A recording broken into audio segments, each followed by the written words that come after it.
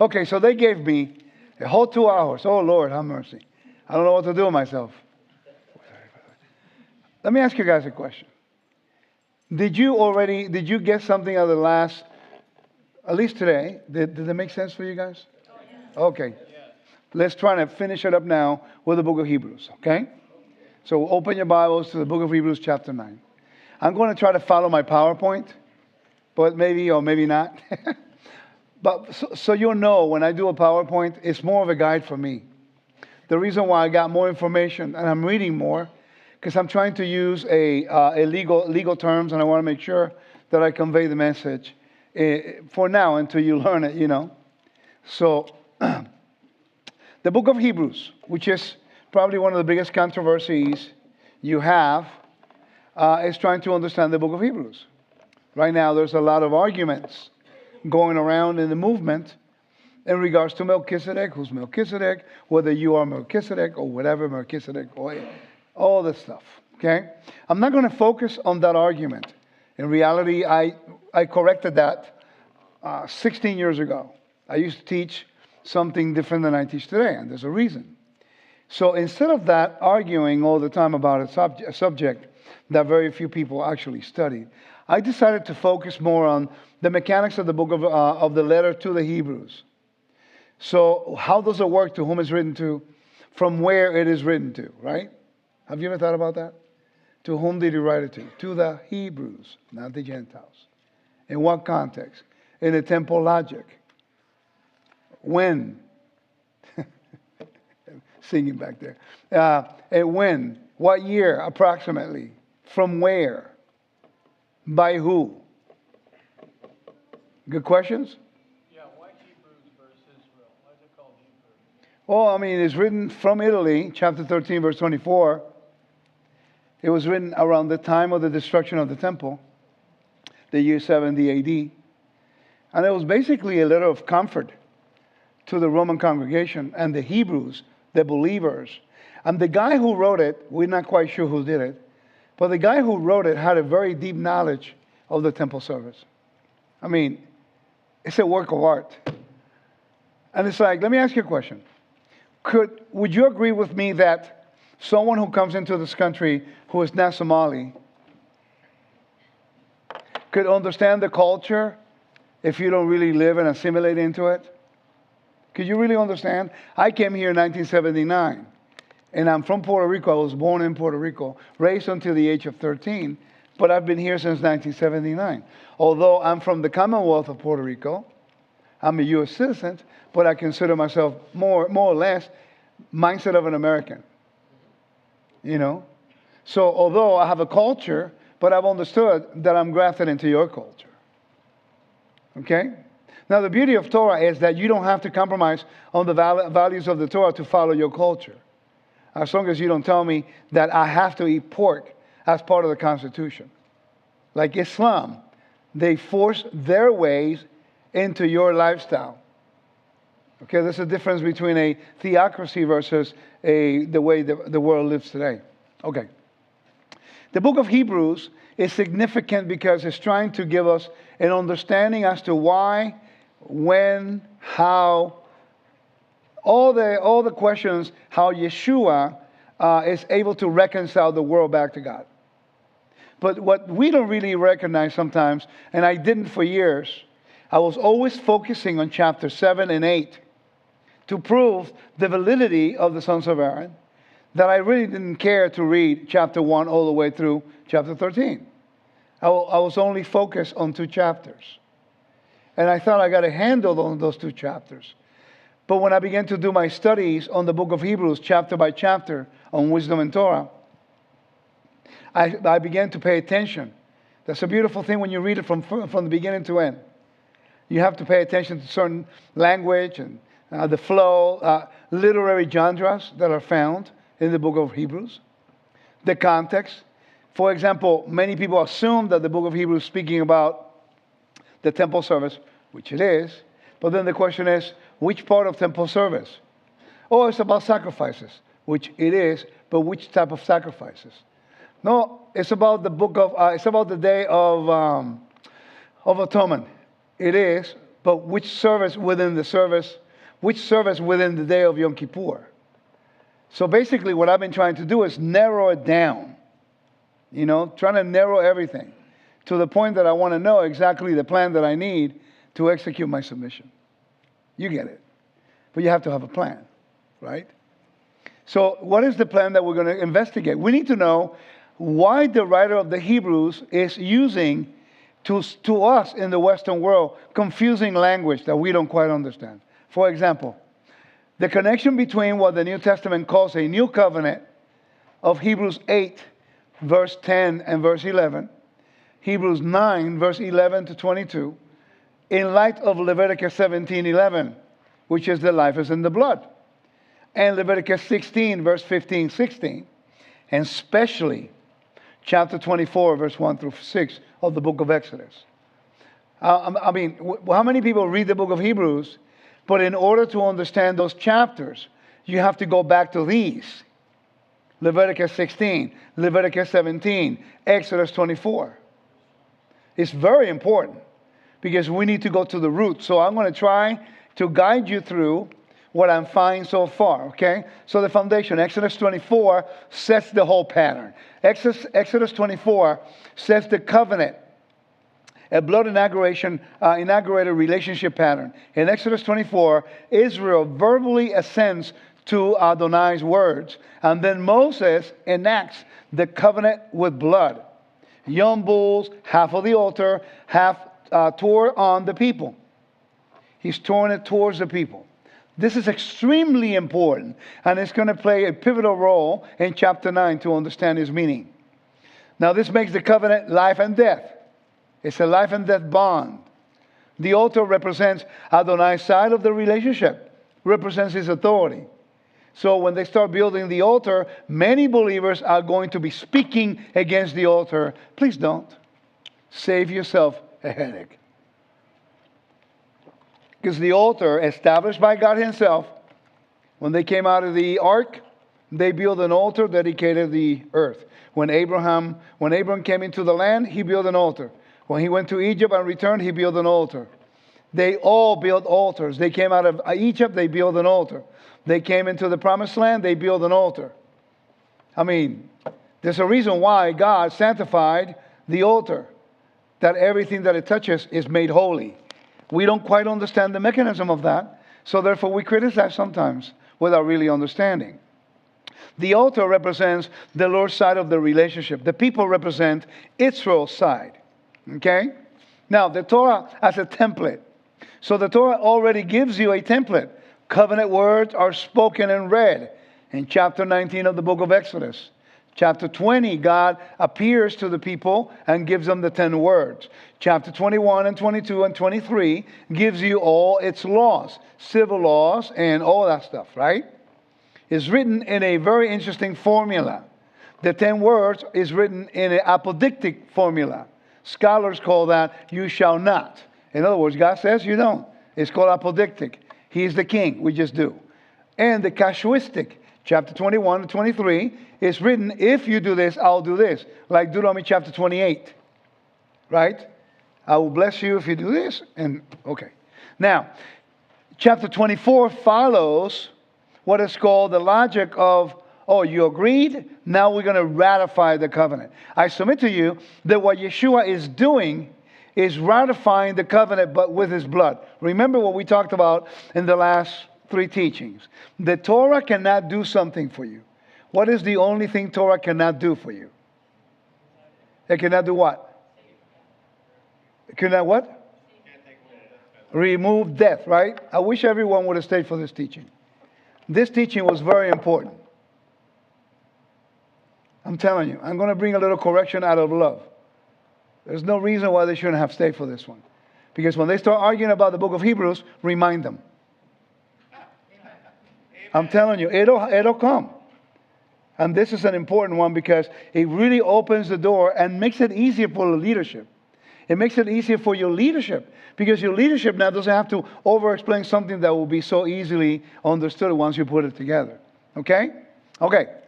So, death cannot be removed by the temple service. So we already have that clear. But there has to be a ratification. And every covenant is ratified with blood. That's very important. We have a problem, however, that the blood of Yeshua is not available to be executed on the earth. Because if the blood of Yeshua is poured on an altar on the earth, it becomes a human sacrifice, and now we have a huge problem. So how does the Word of God deals with this quandary? It's like, oh, we have a problem. This is not going to work. And that's what the writer of the Hebrews is trying to do for you. It's trying to clarify the mechanics of a covenant, utilizing holy things to establish the premise and the principle of covenantal renewal, and how legally will stand in any court of law. So that's really what we're trying to do. The result is a ratified relationship, covenant relationship. And that's why when they sprinkle the blood towards the people and the altar, it becomes indexing. Milgram call it, Milgram, which is a scholar, he calls it indexing. God is connecting his authority and his temple with the people. Now, the moment that blood touches the people, they are holy to God. So if anyone challenges the people, they're challenging the Lord. If the people challenge the altar, they're challenging God. You see, there's an order of authority and power. Now, Leviticus explains why blood works. Blood equals life-giving to counter death, is impurity. Leviticus explains why blood works, right? It's about life given to counter impurity and death. Leviticus 17:11, which is the responsible verse for all the mess that I've been doing lately. It's been an interesting study this past year. Learning this thing has been life-changing for me. It says the life, nefesh, is in the blood, and God has assigned it. Ve'ani natativ lachem. It says, and God has assigned it, given it on the altar, mitzbeach, to make atonement. Instead of saying atonement, we should say ransom, because that's the connective word. Leviticus 17:11 grounds atonement as a theology of life. Blood's atoning power is because it is life. That's the key. Blood represents life. But remember, the blood of the animals was not enough to bring life of a body, right? Let me repeat that again. Blood of the animals was not sufficient to cover or to atone or ransom for mortality. That's the weakness of the temple. Now that it was weak in doing its function to allow you to come into sacred space, to create an environment of fellowship with God, but it was not equipped. The intent of God was not to allow the sacrifices to do away with death. The intent of the Lord established in his tabernacle is so that in a fail environment in which death reigns, God had a sacred space. He set aside a little space in order he may dwell among us. So we can still see that God is still there providing life in the midst of chaos, which is darkness, which is death. That's why it says in the beginning God created the heavens and the earth. And the earth was in chaos and in disorder. And the Spirit of the Lord hovered over the waters of the sea. Meaning that he brought order to chaos. Chaos is death. Death is sickness in the Bible. That's why Yeshua started healing the sick. Notice? By his stripes we are healed. Healed from what? Anything that leads to death. Sickness. Okay? Milgram. Who is Milgram? If you do, guys, you have a phone there next to you? If you do a quick search on the internet, leading authority in the academic world on the book of Leviticus, I'll pay you all his money. You're going to have three names. Either Milgram, Levine, Gain, Gorman, Wright. Tell me if I'm wrong. Jacob Milgram. You got it? That's the first name. That's the leading authority in the world in the book of Leviticus. If you study Leviticus and you don't know who Milgram is, you're not really studying Leviticus. I mean, this man studied 30 years the book of Leviticus. I'm currently, right now, I'm blessed to have access to Roy Gain, who actually studied directly with him. He is my unofficial Leviticus teacher. He's the guy that I send my stuff to and say, Professor, will you consider looking into this to make sure that I'm on the right track? And it's interesting, he made a comment in the Life Application Bible. He wrote in the Life Application Bible, NIV, He wrote Leviticus, the commentary for Leviticus and Numbers. And in the Leviticus comment on Leviticus 17:11, he made a comment that I thought was very intriguing. He says, Yeshua's death was the ransom for the sin of humanity. But he did not actually expound it on which sin. He just said the sin. So I called him. I said, Professor Gain, I'm doing a thesis for my doctorate, and actually your comment, I'm studying it. My thesis, my proposal is that the sin that you're talking about is actually Pesha. Pesha, rebellion. He looked at me, because he'll tell you that he's not an expert in the book of Hebrews. You know, he's actually an expert in Leviticus. So I proposed that to him, and I said, I'm going to do a teaching. Will you be kind enough to do a peer review? And he did. And actually, he told me, man, it's really good. You're highlighting, making connections, because he's focusing on Leviticus. He's not connecting it with Hebrews. He redirected me to the expert in the academic world in regards to Hebrews. But understand what I just said. There's experts in isolated areas. I'm trying to learn from all the angles. You follow? But I'm trying to go to the sources to help me. Now, Milgram was his teacher. And he was a conservative rabbi who taught at Carr Berkeley, and then he also taught in Hebrew University for years. Now, he was a conservative rabbi who connected the book of Leviticus, also considering all the research by all the other people, and Merrick Douglas, anthropologists, talk about contagion and impurity and all that stuff. And then they actually, what he did, he began to formulate, using ancient Near Eastern customs, how to understand the logic of Leviticus in its environment, not according to modern day Judaism. Now, why am I telling you? I'm telling you this story. I'm going to really use a lot of his sources. But what really intrigued me about it is when I went to Israel in May and then again in November, I asked the people that I knew there. I said, "Hey, is there a compendium of books about the book of Leviticus in Judaism?" To my surprise, there isn't any. I mean, it's not like his. He has 3 volumes. Who has them? I have them. I read them a long time ago, and I do not remember half the stuff I read. It's very complex. I'm reviewing them again, but they're really thick, right? So I thought, surely Judaism is going to have something compatible to this because, I mean, hello. And I found out they don't. What they do, however, have is tractates in the Mishnah, which talks about the temple, and also the Talmud, which have arguments and dialogue and opinions about some of the stuff we're talking about, but they're not really going into the deeper understanding of the time when the Bible was written. Remember, these are commentaries from Judaism during the Middle Ages. They are limited in that they're not expanding outside their environment when they will commentary. You follow? So there are a lot of gaps. Not that they don't have any wisdom, because they do. It's just that they're not really considering ancient Near East to complement where they're at. Does that make sense? So I'm going to be really pulling a lot from these resources because they're a lot smarter than me. Okay? And I want to learn from them. Milgram's Anchor Yale Bible Commentary explanation is crucial. Blood functions as the ritual detergent that purges impurity. As a matter of fact, this is a guy who actually threw it out there and said, hey guys, Yom Kippur is important, but it's not what everybody thinks. It has to do with cleansing impurity from the temple. And everyone began to pay attention. And it's actually there. It's just that we're not used to hearing that. Okay? Because impurity is tied to the realm of death. And only life can counter it. Therefore, blood as life purges the sanctuary so that God's presence can remain and Israel survive. Right? So that's why you needed the blood in the temple, because it represented life. Regardless of what Israel did, God, as long as there was blood and the proper manipulation of it, God has the right to accept it as ransom for your life.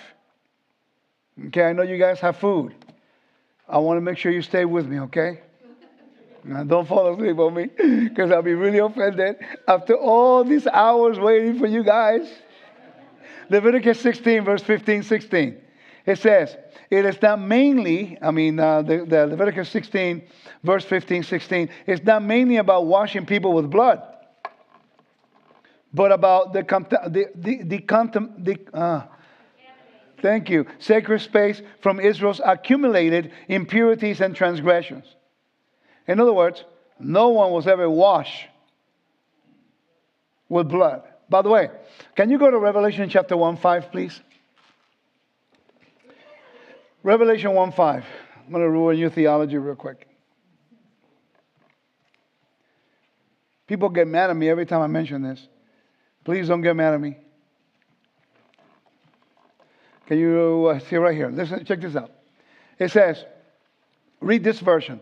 And from Yeshua the Messiah, the faithful witness, and the firstborn from the dead, the ruler of the kings of the earth, to the one who loves us and has set us free. What does your Bible say?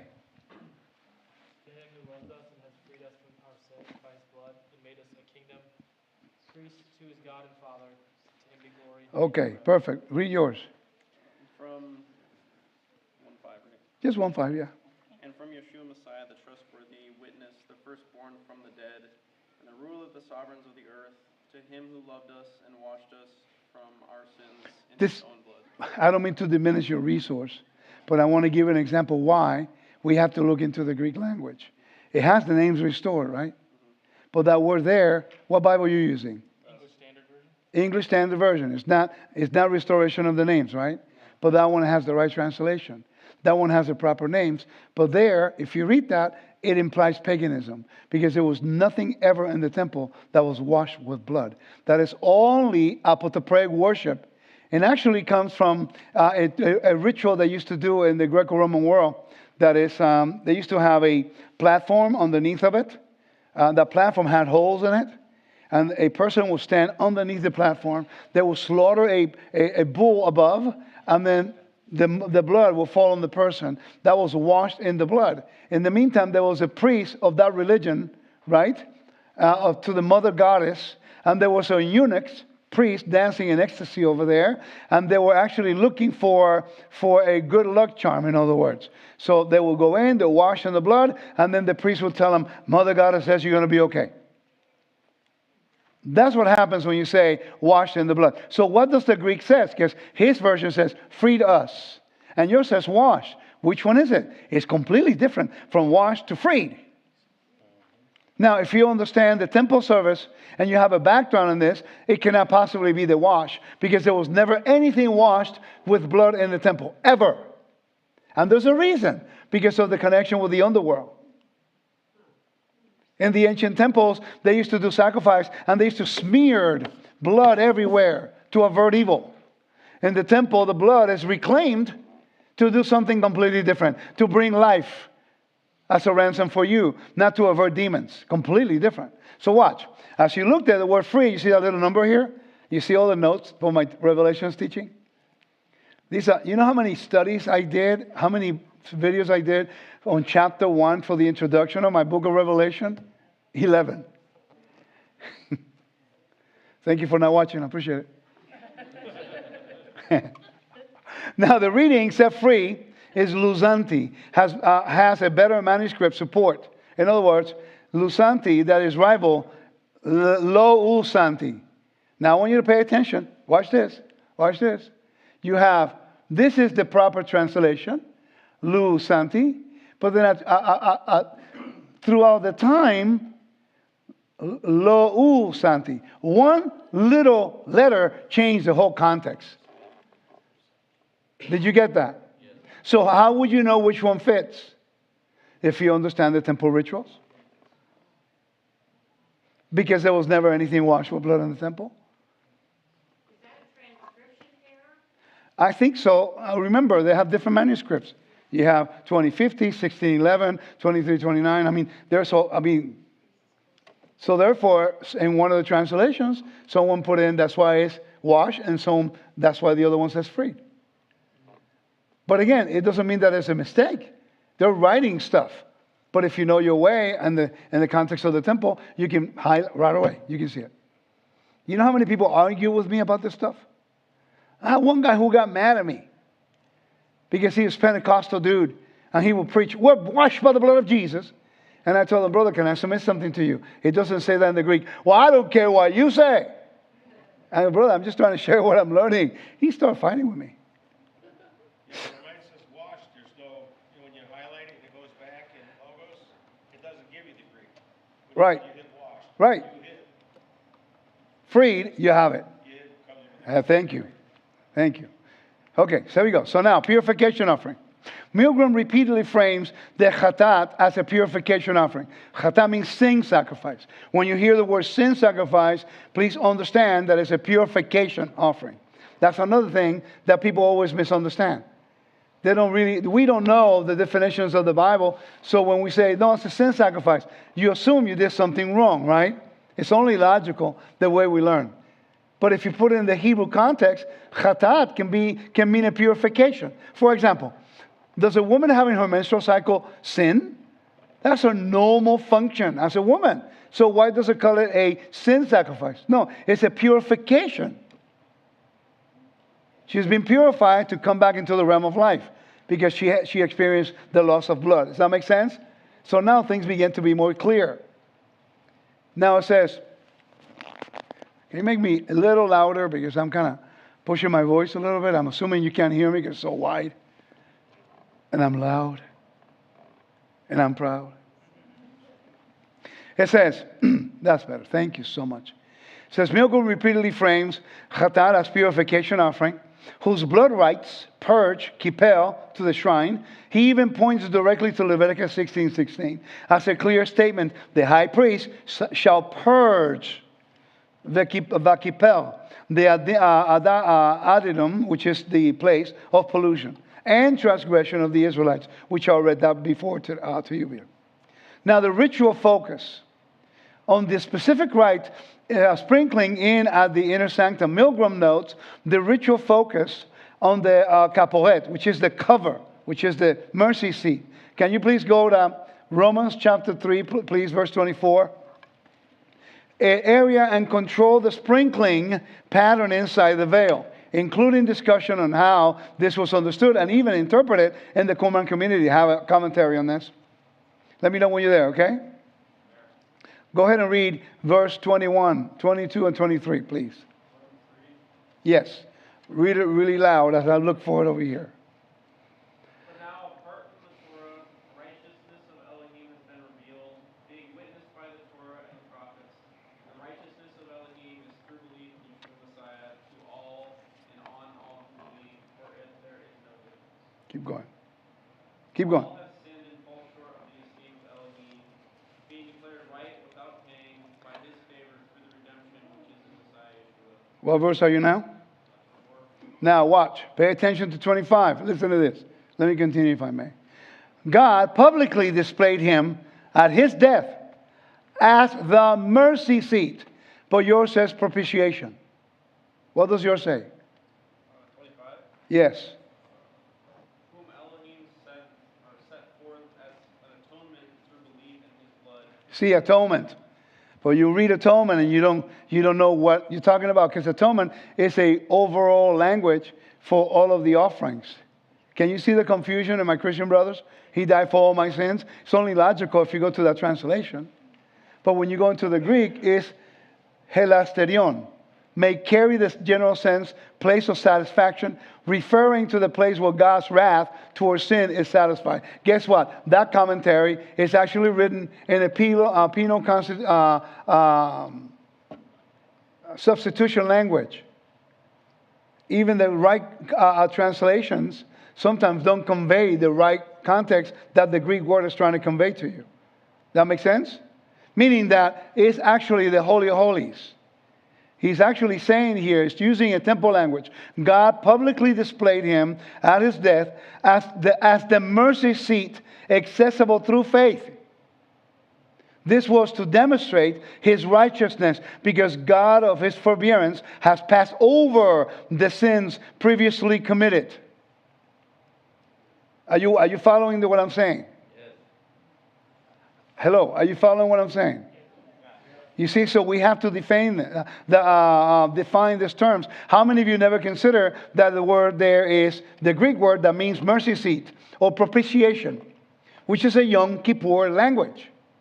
So even Hebrews chapter 3 is talking to you in the temple logic, but we don't study it. So we passed over and says atonement. So we just keep moving on. But it says in the previous verses, for the righteousness of God apart from the law. Well, you learned today that there was no offering that could atone or eliminate mortality. Now Paul is writing at a very high level And we are an audience who are not in tune with what he's trying to tell us. And that's what I'm doing my best to, outline that for you. Okay? Keep me in your prayers, guys. I'm going through a really exciting time in my life, learning these things, and I want to learn to first remember that I'm just a servant, and I want to convey the message so that you and I can grow together. That's really the whole bottom line. I want you to get this. It's important to me that you can also share with other people in home groups and your friends and make them think and get out of the regular box that we have inherited. If we can find a way to be together, something that could unify us, that could change a lot of things. That make sense? All right, so the summary of the foundation. This is the foundation. Exodus 24, covenant inaugurated by blood application, altar and people. What does Exodus 24 and Hebrews 9 have in common in regards to the people who initiated the cult, initiated the system of worship, or the temple? Let me make that more clear. Was Moses a high priest? Well, he did the function of. Was Yeshua high priest on the earth? No. He can be, because God already ordained the sons of Aaron, right? So what is their role? How could they do priestly roles if they're not ordained, called? They are called the inaugurators of the cult, of the service. Now, I got this by reading Gorman's book. Remember Gorman? I told you about him. I got 2 teachings based on 2 comments he makes in passing. In another chapter, he says, just like Moses was the inaugurator of the service, and he went into something else. I'm going, wait a minute. Moses, that's right. He was not a priest. As a matter of fact, when he anointed, when he dedicated, and when he ordained the sons of Aaron to be the priest, he never again did anything in the temple. But he did something prior. So what is that about? He was not a high priest, but yet he manipulated the blood, right? Yeah, was he God to Aaron? I'm sorry? Was he God to Aaron? No, it wasn't even about that. It was about the fact that he's inaugurating, and God used him to ratify the covenant. That's the key. Now remember, Moses in the wilderness, ratifying the covenant as a priest, as an inaugurator. Yeshua is called what? The same thing. He inaugurated the new covenant through better promises. What are the better promises? What is the better promise? What's stronger? What makes the blood of Messiah stronger than the blood of the animals? That one can atone for death and the other one can't. Get it? And the weakness of the priest is that they died and Yeshua lives forevermore. Get it? So therefore, he is an inaugurator of something that is outside the sphere of the earth. That's why he's called the finisher of our faith. The author. It's the same word. Inaugurator. Look it up. You see what I mean? So then I understood how Yeshua, in the book of Hebrews, is using Yeshua as a high priest to point out that he's inaugurating something that there's no precedent. He's doing something that cannot be possibly take place on the earth. Thus, he does it in the heavenly realm, which the priest cannot officiate. So now you have 2 different jurisdictions. You have the earthly jurisdiction is only limited to the temple by the sons of Aaron, which cannot in any shape or form do away with the number 1 problem that all of humanity has, death.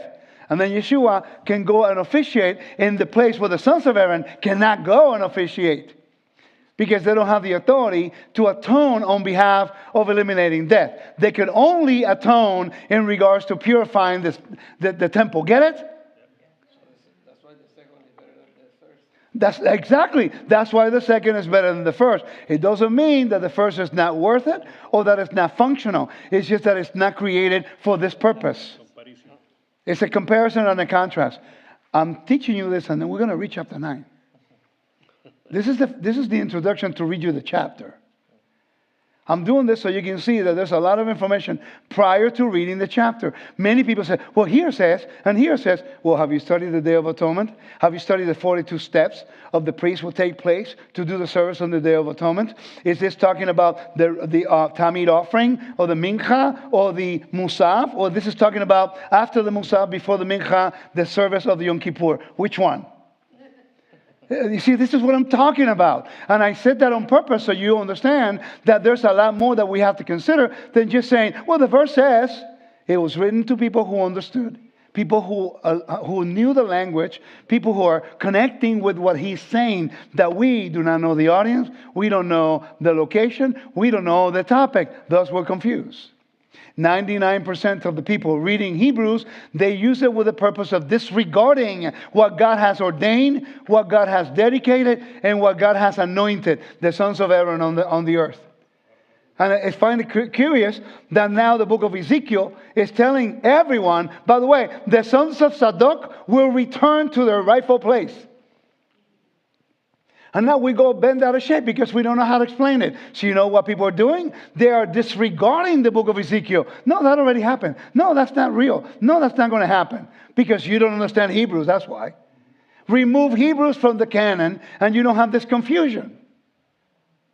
Remove Hebrews from the canon and you will read the Bible. It makes perfect sense. When the guy who wrote Hebrews is trying to do us a favor because they wrote it around the time of the destruction of the temple. Can you imagine? How can you explain the purpose of Yeshua? It was clear to them, but it was not clear to the Gentiles. So who explained it to the Gentiles? Paul. Can you go to 1 Corinthians chapter 15, please? Are you getting something out of this? A little too much after food, huh? I know. Thank you for letting me know.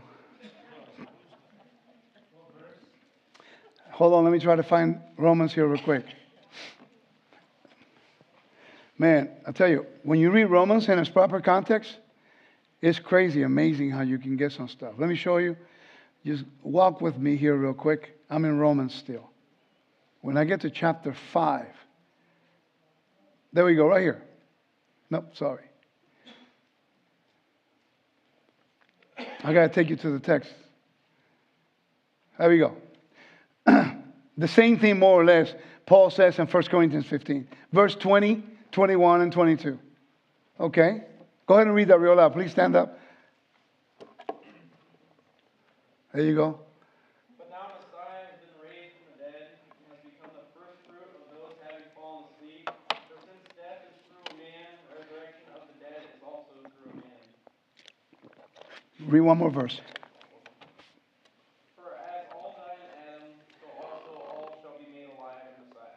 Thank you. That's the purpose of resurrection.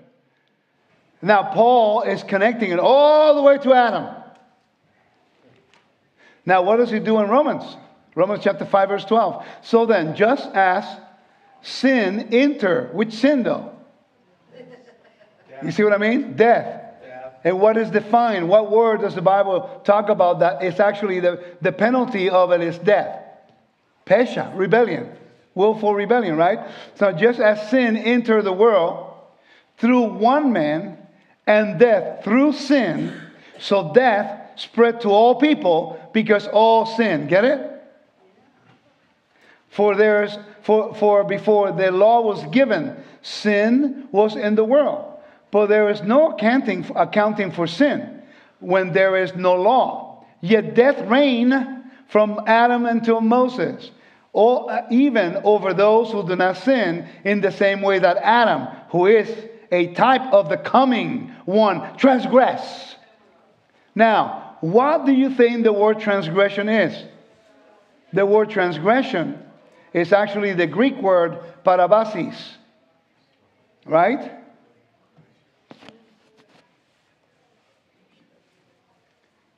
Okay, parabasis, right? Transgression, breach, deviation. That is the equivalent of pesha.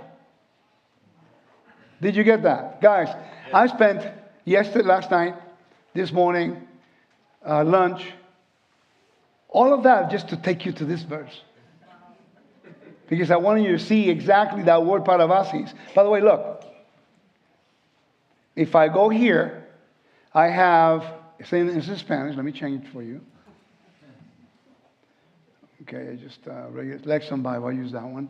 So you're going to find it in the Lexham Bible. It's another really good Bible. As transgression. These are the places that is found. Romans chapter 3, 7 times in the New Testament. 7 times in the New Testament.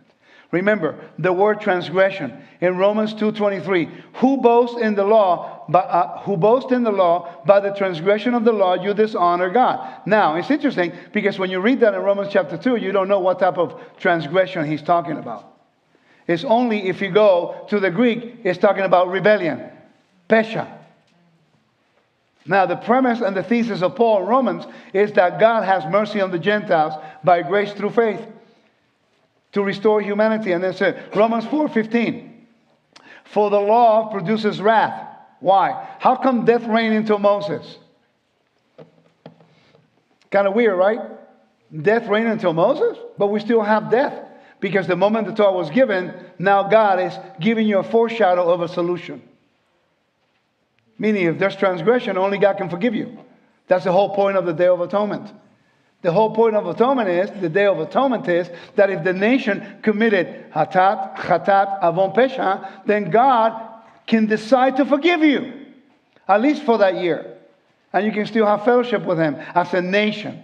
Remember, there was no offering for pesha for the individual. Only for the national well-being of the community. Is that making sense? Are you sure? Hey, I keep going. I'm assuming everybody gets it. I want to make sure you slow me down. Because then I can go faster. Get it? Only 2 of you got it. Hallelujah. Okay. So now watch this. Romans 5:14. But death reigned from Adam till Moses, even over those who did not sin in the likeness of the... Notice, even though who did not sin in the likeness of the transgression of Adam. Even though you didn't do anything wrong, but you died. We live the consequences and the penalty of Adam's rebellion. The exile pulled out of us in the realm of death, regardless of whether you're a great person or not. So God is just, and He says, it's not your fault. So what does He do? He goes around and He looks for you. And then you have a need. And then you say, man, I have a need. I'm seeking out after the God of Israel, after the God of creation, and I have a need. And then I say, oh, I know the God of Israel. Would you like to meet Him? And then, yes. And then you're a good guy. You bring value to the community. You have values and you have principles, although you're not in covenant with the God of Israel. Well, I want to recruit you, man. I want you to be on our team. We need people like you. You bring value, right? And then I bring you. Give me your name again, brother. Trinity. Trinity's your name? Let's pray for him. Okay, Trinity comes over and I say, you just ruined my whole presentation. So Lord, I present to you Trinity. I couldn't have ever fixed it like that, brother. It's great. He goes, well, that's not such a thing. But anyway, I'll accept you anyway. So imagine I'm recruiting him. Now they laugh. You see that? I guarantee you the question is going to be, so tell me about the Trinity. No. So all of a sudden I bring Trinity over and say, hey, Lord, I have this man over here. He wants to meet you, right? And he has value. I'm recruiting you. I want you to be in the kingdom. But what happens to somebody who doesn't have the same values? Someone who has been hurt by society, who's actually defiled themselves. Well, the God that I serve says, no, I welcome them too. And then you've been through something in your life. And you've been through either drugs or whatever. And then you meet someone. And now you can communicate with that person. Oh, the God that I serve, have mercy on me. And by the way, I did things worse than you. Come on. My king is good. He's righteous. He is so good. He'll hear you. Come. Say, my father, my king, please. Now this person has a real good need. Will you please extend your right hand and give him your righteousness and give him an audience? And this person says, I've been seeking after you, but I never met you. I said, I want to serve you. But I have nothing good to offer you. Will you give me your life? Yes. Will you tell everybody that I gave you life? Yes. You're mine. Now He give you access, give you an inheritance, give you identity, gives you blessings, restores you, put His Spirit within you, and then promise you eternal life. A wounded vessel who brings no value in this world can be valuable in God's kingdom. That's the whole purpose of the temple service, to teach you that even though you messed up, you still have value in God's eyes. Galatians chapter 3, verse 19. It says, for the law, why then the law? It was added on account of transgression. Interesting. Remember I told you in Romans chapter 3, the law reigned into Adam? Well, Galatians, Paul is explaining further. Remember, he's writing to a different audience. Rome is here. Galatia is way in Asia Minor, in the middle of Turkey. But he's bringing the same argument. He is saying you're justified by faith over there to the Galatians. And he's telling the Romans, man, you guys think you're better than anybody. The Roman Christians, the believers, and the Roman Jews who believe in Yeshua. That's the reason why they got exiled from Rome. It says, why then? The law was added on account of transgression. Again, the word transgression is what? Pesha. Parabasis. Until the descendant should come to whom it has been promised, having been ordered through the angels by the hand of the mediator. Now watch. Remember, let's follow the sequence. I went to the wrong thing again. Let me fix it. Give me a second. Because I need this tool so I don't have to just think too much. You guys enjoying it so far? Cool. All right, let's see if it works. Let me go here. I'm going to, what verse am I going to? Galatians. I want to take you there. Galatians chapter 3. And we're going to read verse 19.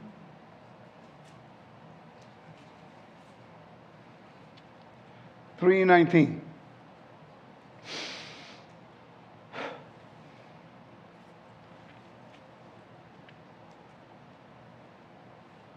Oh, no, let's read from verse 16. Now the promise was spoken to Abraham and his descendants.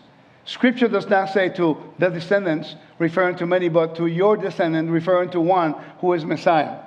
What am I saying is this. The law that came 430 years later, that means the Torah, does not cancel the covenant previously ratified by God in Genesis 15. Did you get that? Yes. Genesis 15 is a covenant for what? What was guaranteed to Abraham in Genesis 15? What was given to him? Inheritance and descendants. Right? That's what we're going to be sealed unto the day of our redemption. Right? Eternal redemption. Okay, inheritance. Sorry. The down payment. The Spirit becomes the down payment of our inheritance. That's what it says. Now, let me continue here. Verse 16 or 17. What was I? Anybody? Yes. What I'm saying is this. The law that came 430 years does not cancel a covenant previously ratified by God. So Genesis 15 cannot be canceled by giving of the Torah. The giving of the Torah is not greater than the one given in Genesis 15. The thing is, the one given in Torah is what guarantees a kingdom that would inherit the promise given to Abraham. Get it? Yes? Okay. So that is to invalidate the promise. For if the inheritance, watch this, for if the inheritance is based on the law, it is no longer based on the promise. Get it? In the book of Galatians, he's making a contrast between Mount Sinai and Acts 15. These Gentiles are justified by faith to come into the covenant. That faith allows them to be grafted into the kingdom so that they will get the inheritance. The argument is about the inheritance. Watch this. Verse 18. For if the inheritance is based on the law, it is no longer based on the promise, but God graciously gave it to Abraham through the promise.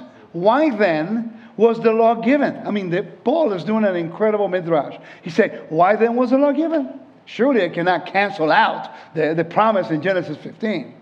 It was added because of transgression. The word transgression is parabasis. Okay, paradoseon, tradition, commandments ready, or parabasis, which is some kind of transgression, which actually deals with pesha.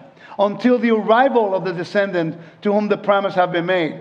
It was administered through angels by an intermediary.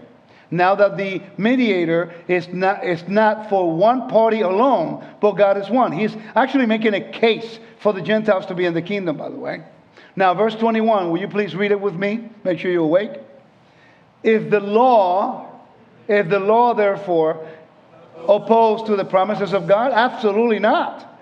For if the law had been given that was able to give, then righteousness will come by the Torah.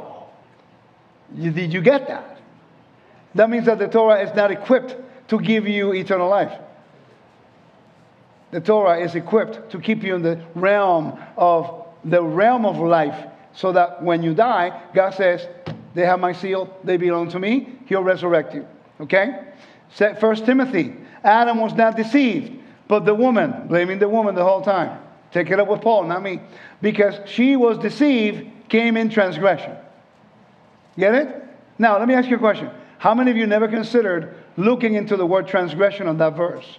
To what it means in the Greek, how it's connected to the Hebrew, and how it functioned in the temple.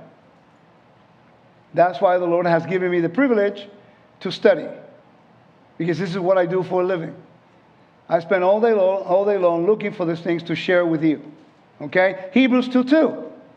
It says, for if the word spoken through angels was binding, and every transgression and act of disobedience received just penalty. Notice, not punishment, penalty. Yes? Only twice is found in the book of Hebrews. Chapter 2, verse 2. Remember, chapter 2, verse 14, 15, talks about how Yeshua come to destroy death and to destroy the devil. You know how I caught on to all this? A few years back, I'm a Sukkot. And you know I study ancient Near Eastern history. So therefore, and I'm not going to read 9:15 because we're going to cover that in a minute. So I'm a Sukkot. And in Sukkot is the last day of Sukkot. We are dismantling the Sukkah. And there's a prayer that goes along with that. And I'm sitting there teaching on ancient Near East, the dragon, the serpent, Leviathan, Rahab, all that, and the underworld. But it dawned on me because I do the prayer every year, but I never really thought about it. It's like, okay, it's a prayer. Let's get it over with. Let's go home. Blessed are you, O Lord our God, King of the universe, that next year we'll build our sukkah with the skins of Leviathan. And I'm going like, wait a second. Go to Isaiah 27:1, please. Remember, Isaiah 28, verse 8. Sorry. Isaiah 25, verse 8 says, God will devour death forever, right? Death was it was described as being part of the underworld, Mot in the Canaanite, Ugaritic, but also Tiamat in the Mesopotamian. And that's the realm of death, right? And they have the fish, the big fish, the dragon, the serpent. Okay, that's why Jonah says, hey, I got a great idea, guys. Throw me in the water. I mean, you will look at that, it's illogical. There's a storm, they're on a ship. Get it? You forgot all that. Okay, and then all of a sudden he says, throw me in the water, and the storm ceased. The storm ceased, and then everyone took vows and they sacrificed. They all converted to the God of Israel. Why? Because the storm ceased? Dude, Jonah was swallowed. You notice the story doesn't care about Jonah. The storm ceased, and they convert. And then Jonah gets swallowed up. And if you look in chapter 1, the last verse says that God prepared a fish, and he devoured Jonah. The fish devoured, just like Mot devoured Baal, like a lamb. Just like Tiamat devour Marduk. Get it? It's a cosmic battle. Now go read verse 1 of chapter 27. Real loud, please. In that day, Yahweh with his severe sword, great and strong, punishes Leviathan, the fleeing serpent, Leviathan, that twisted serpent, and he shall kill the monster that is in the sea. There you go. That same monster is called the dragon of 7 heads. Right? Seugarit, 7 kingdoms, 7 kings. It's the devil, the dragon, the serpent. You see that throughout creation. In Genesis, you see the serpent, right? Then you see the waters who create chaos in the flood. This week's Torah portion, what is it? It's about going through the Red Sea, right? I mean, think about it. All the Egyptians wanted to cross the Red Sea, but none of the Hebrews wanted to. They were all scared. And the Lord spoke to Moses, tell Israel to please go to Pi-hahiroth, next to Migdal, the sea, right? And I'm going like, well, dude, what are you doing? I mean, remember, they were thrown in the water in the river. Now they're dying. And now they got to cross the sea. He couldn't go the way of the Philistines. That's the Via Maris. That's basically by the sea. No, they took them in a different direction. Why? Next to Baal Saphon. Can you find Exodus 24:1, please? Okay? It's right next to Baal Saphon. Have you ever done research on what that means? Now, I want you to keep, this is not part of the teaching, but I'm going to throw it in there. I got 1 hour and I think I have time. There's always a biblical principle you need to follow. There's always a war. A war, a victory, enthronement, and a feast. War, victory, enthronement, and a feast. You'll see that in this week's Torah portion. There was war in Egypt. There is actually enthronement of God after they crossed the Red Sea, because he defeated the waters.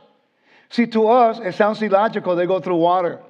But through the Egyptians and to the Canaanites, remember, that's going to play a part 40 years later when the children of Israel crossed the Red Sea. The River Jordan. And Rahab, interesting, that's one of the names of the underworld gods. Rahab, a prostitute. We find a prostitute sitting on a beast in the book of Revelation. The same story being retold. Right? And she says, for we know that your God controls the sea. That's why they didn't want to fight against them. Jericho refused to go fight against the Hebrews. Why? Because they knew that the God of Israel defeated the sea. Thus, they knew that they had dominion over creation, because that's what the Canaanites believe. Whoever defeats the sea has dominion as the king of the earth. That's what happened to Baal. When Baal decided to fight a war against Mot, right? Mot devour Baal as if it was a lamb. It tells you that. In the spring. So he died. Now his sister and his wife, Anat, you know the warrior princess? You know that series? It comes from that. Okay, Anat was the daughter and the sister and the wife of Baal. Now you need to know this, because then when you read Leviticus chapter 11 all the way to 22, it's talking about sexual laws. You're not supposed to do this. You're not supposed to do that. You're not supposed to imitate the God of the Canaanites by sleeping around with your family members. Be holy, for I am holy. Anyway, another subject altogether. So now Baal is having a war against Mot. Mot devours him as a lamb. Now his sister Anat goes and talks to El, the god of the pantheon. Say, yo man, I wanted to, give me a weapon so I could take care of Mot. And then she defeats Mot. And then Baal actually now claims the victory. And you're saying, Rico, why do we need to know all that stuff? Because it's actually the counterculture what's going on here. They all believe that stupid story. So what happened when Baal became the king, because he destroyed Mot, right? It was actually his sister. Destroy Mot. What do? El grants him a temple. The temple is called Baal Saphon. Does it say that right there? Chapter 14, verse 1. Exodus 14, verse 1. Baal Saphon. So God is saying, this is a cosmic battle. I'm going to show the Canaanites and the Egyptians that I'm the one who has dominion over creation. This is the reason that everyone was afraid. And when they got on the other side of the Red Sea, then they enthroned God. They declare him mighty and powerful. You are the king. What does it say, please? Yeah, because I want to see how you pronounce the words. No, I'm just playing. Let me do it. I always play that joke. The Lord spoke to Moses, saying, speak to the children of Israel and say to them, turn and camp before Pi-hahiroth, between Migdal and the sea, opposite Baal Saphon. Camp before it by the sea. Chaos. Interesting. Revelation chapter 21 says, and there will be no more sea. Because the sea represented the chaos, represented the underworld, right? So therefore, why is it that they cross overlooking Baal Saphon? Baal Saphon was a mountain with the temple of Baal. Now, let me give you the Egyptian side of it. Have you ever read the Book of the Dead? the Egyptian Book of the Dead. I highly recommend you do. Because if you do, then you understand why they have to cross the Red Sea. You see, the Egyptians believed that when you die, if you were righteous, you have to weigh your heart. The weighing of the heart. I'm not going to explain that. You got to go back and look it up. But what's interesting is they believe that you go on a ship. Right? And you have to cross the river. And they believe that on the other side of the reeds, if you made it beyond the reeds, you made it to Eden. Now, guess what was the name of the Red Sea? What is the actual name? The Sea of Reeds. It was a mistranslation by the Septuagint. Reeds, whatever it is. But you see, the imagery is that God took them to the place where the Israelites would have understood the message. Let's go to the Sea of Reeds and walk through the sea. The Egyptians understood what was going on. And because they're Egyptians, they think they're righteous. So they were not afraid. The Hebrews already understood that they were imperiled when they were slaves because the children were being thrown in the river Nile and they were dying. So they cross the Sea of Reeds and they get to the mountain and the tabernacle is built. Heaven for them. Get it? It would have made perfect sense for the Hebrews. This is the gospel in the Torah. This is what Paul would have taught these people. Actually, a lot better than me. I'm just not comparing myself whatsoever. Actually, I don't know if we even like Paul when we see him. Can you imagine in the kingdom? Paul, I'm Paul of Tarsus in the kingdom, Messianic age. And we are going to be laughing. Dude, why are you laughing at me? Well, you created some big problems, man. How? And people are going to start saying, but you said, dude. You said. He goes, really? When did I say that? In the letter to Ephesians. You read that? Are you from Ephesus? No, I'm from Puerto Rico. I didn't write that letter for you. Why are you reading somebody else's mail, man? Are you having a good time? Let's go. Let's continue here. Okay, Hebrews chapter 8, verse 10 to 11 identifies the promised covenant outcome. Hebrews 8, verse 10 to 11, quotes Jeremiah chapter 31, defines the new covenant in terms of Torah internalized, laws in mind and heart. By the way, circumcision of the heart is nothing new. God already ordained that. It's quoted in Jeremiah. It's quoted in Deuteronomy chapter 30. It says, he will circumcise your heart. Basically, your rebellion is no longer a stony heart. By the way, again, remember I told you the weighing of the heart? Remember I told you? In the story of Exodus, it says that the Lord hardened the heart of Pharaoh, correct? Did you know what that means? In the context of the culture? He judged them. Basically, in the weighing of the heart, you have ma'at. You have the feather of ma'at in one of the scales, right? Then you have the destroyer over here, and you have the God surrounding. And then you have a scale. They take your heart when you die, and they put it on the scale. If your heart was stony, it meant that it was heavier than the feather. Okay, everyone will go to their hell because, the feather's lighter. But if you have money, you buy your way into it, then your heart will be lighter than the feather, then you went to their paradise. Basically, it's judgment. When God says, I have hardened his heart, he is now saying, I am the judge. I have judged you. You're not righteous. You're not going to survive. That's the language that's going on with them. So now, rebellion represents stony heart. Rebellion is basically resisting yourself against the obedience to the covenant. So God says, I'm going to put a heart of flesh. A willing heart to obey him. Is this making sense?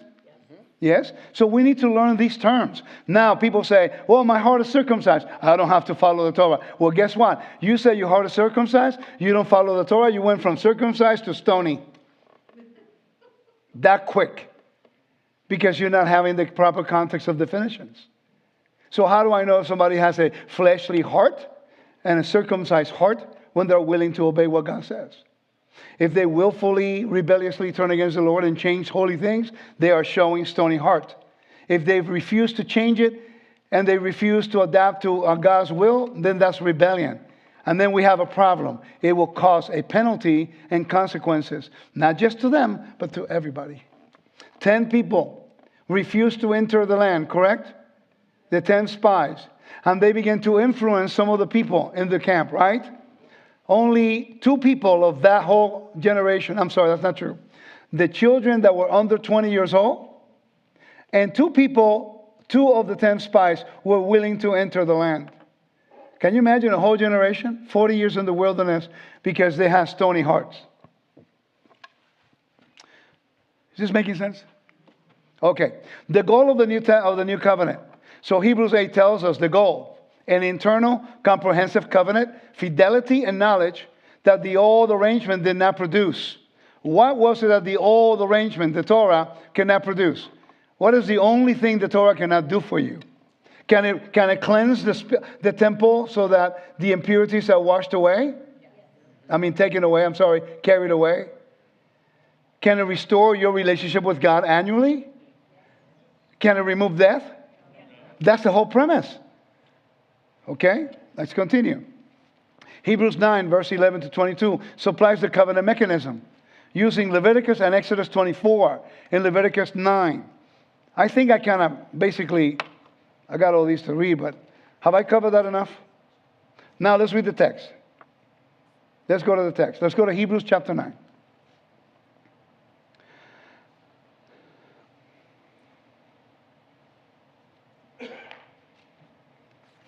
Okay, now that you have this whole foundation, I mean, how many hours worth of teaching since Friday night? It's just to get to chapter 9. We're going to read the text. You have definitions. Remember, transgression means rebellion, pesha. Redemption, I will define it. I already told you the purpose of Yom Kippur and what it does. I showed you all this stuff. I'm giving you a broad perspective from Exodus to culture to history to language. Now we're going to go right to the text. Hopefully, you will really grasp it as we're reading it. Let me review really quickly. I need to review. The Torah has a function, has its strengths. The strength is to continue to facilitate a place for God to dwell in his perfection and where life is emphasized. Every ritual, it reflects the realm of life. If you had a connection with the dead, no worries. There were rituals that allow you access to be with God. Okay. But the Torah itself was weak in that it was not equipped to destroy mortality. That's the essence. Okay? Now, I want you to consider as we're reading this, their world is about to change. The audience who's reading this, they needed comfort because the temple was going to be destroyed. So roughly around the time of the siege of Jerusalem, year 66 to 70, and actually chaos would ensue after this. The world as we know it changed for the Jewish people. Okay? Please understand the whole mental state they're in. It's like right now, let me put it to you this way. God forbid anything happens to the president.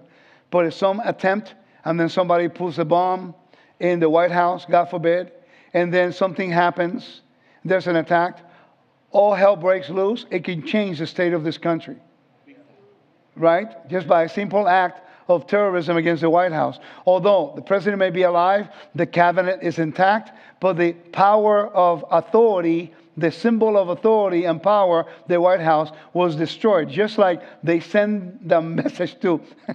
Did you realize what happened in Venezuela? How significant that is? I mean, what happened in Venezuela is huge. Let me put it to you in tactical context.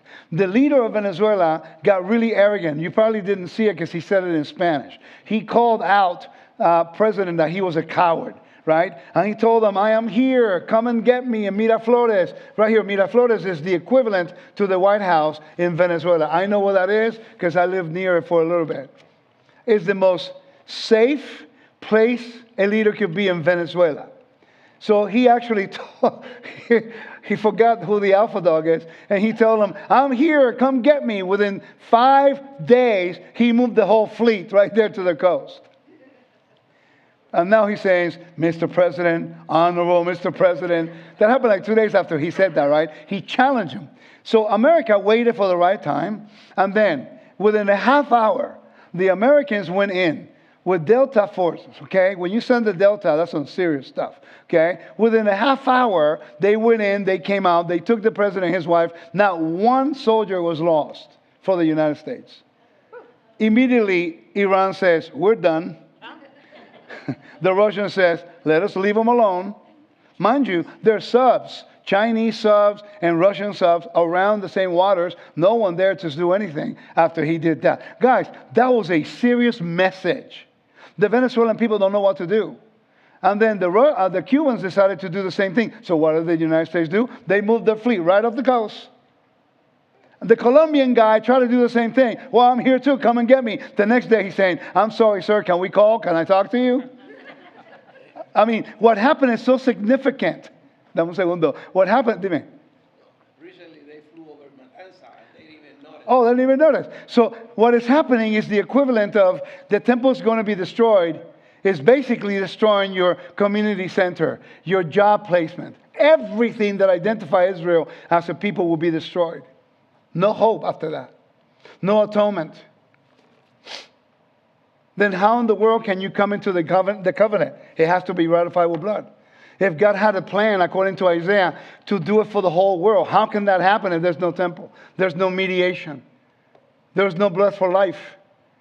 Now the writer of the Hebrews does an incredible thesis about how God in His mercy does everything legal in a perfect environment in language to justify legally exactly how He did it, that if we learn it, we can prove to anybody that God does exist. The writer of the Hebrews really took it to a different level. So now, with that being said, the first 10 verses is talking about the tabernacle on the earth. Remember, what is the purpose of Yeshua's death, burial, and resurrection? What is the purpose? To eliminate what? Resurrection proves that the God of Israel has dominion over life and death. So now, the contrast is what the weakness is of the temple, and that cannot accomplish eliminating mortality. And then from verse 11 to verse 28 is the thesis as to how that happened. Now, the first covenant, the word covenant is not there in the Greek, by the way.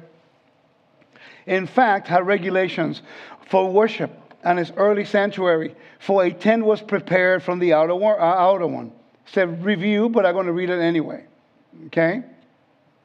And it says, for in a tent was prepared, the outer one was contained the lampstand, the table, and the presentation of the loaves. This is called the holy place. And after the second curtain, there was a tent called the Holy of Holies. It contained the golden altar of incense. Now, again, look at your Bibles, please. Hebrews chapter 9, 4, please, everyone. I need you to go through this exercise. I got 45 minutes, and I'm going to take advantage of them. What does your Bible say in verse 4? To which belonged the golden censer and the ark of the covenant overlaid. Okay, golden censer. What does yours say? Verse 4. Of incense. Thank you. Two different things altogether. So which one is it? The golden censer or the golden altar of incense? Well, it says the golden censer or the golden altar inside the Holy of Holies. Well, wait a minute. The golden altar of incense has never been in the Holy of Holies. The golden censer. And that tells you what time of the year it's talking about. Because only on the Day of Atonement would the priest take the golden censer and introduce it into the Holy of Holies, and it was the last thing removed at the end of the service. During the rest of the year, they will use a silver censer, but they will not penetrate that into the Holy of Holies. They will go as far as the holy place. So understanding the temple rituals and how they function, you know what time of the year it's talking about. Yes? Yeah. And you can see the mistake in translation. The guy who wrote it or who translated it probably doesn't study the text. Maybe he's going to the Greek alone without proper context of what it's saying. All right? Yes? Now, verse 4, it contained the golden altar of incense, or the golden censer, the ark of the covenant covered entirely with gold. In this ark, there was a golden urn containing the manna, Aaron's rod that budded, and the stone tablets of the covenant. Talking about the tabernacle in the wilderness. And above the ark were the cherubims, glory overshadowing the mercy seat. Now is not the time to speak of these things in detail. With these things prepared like this, the priest entered continually into the outer tent, and they performed their duties. Pay attention. He's going to describe differences. But only the high priest enters once a year. Guys, how many times he would enter on the Day of Atonement? Huh? 4 times on the Day of Atonement.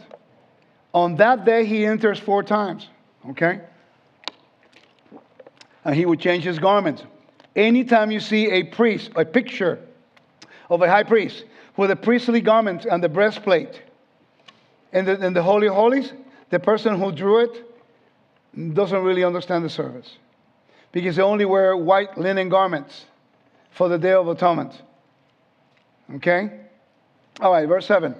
But only the high priest enter once a year into the inner tent, now without blood, that he offers for himself and for the sins of the people committed in ignorance. Right? And we already talked about that. The Holy Spirit is making clear that the way into the holy place have not yet appeared as long as the old tabernacle is standing. Now, I want you to pay attention to verse 9 and 10. It's telling you what it was.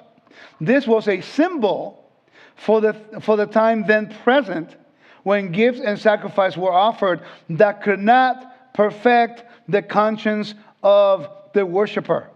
Have you ever done a study on the Greek word perfect and how it is used in the New Testament? Teleo, complete, perfect, finish. It's quite interesting. It's talking about moral purity. Oh, consecrating, you see? To consecrate. So when you get the definition, to complete, fulfill, finish, make perfect, consecrate. So let's go back with that definition. Actually, let me share that one here so you see what I mean. To complete, fulfill, finish, make perfect, consecrate. The basic sense, to bring to completion. This can refer to making something perfect, accomplishing a task, or fulfilling a scripture. Now that's interesting because that word teleo is a very significant word. So when you go back to the context of the text, and it says, now that you understand consecrate,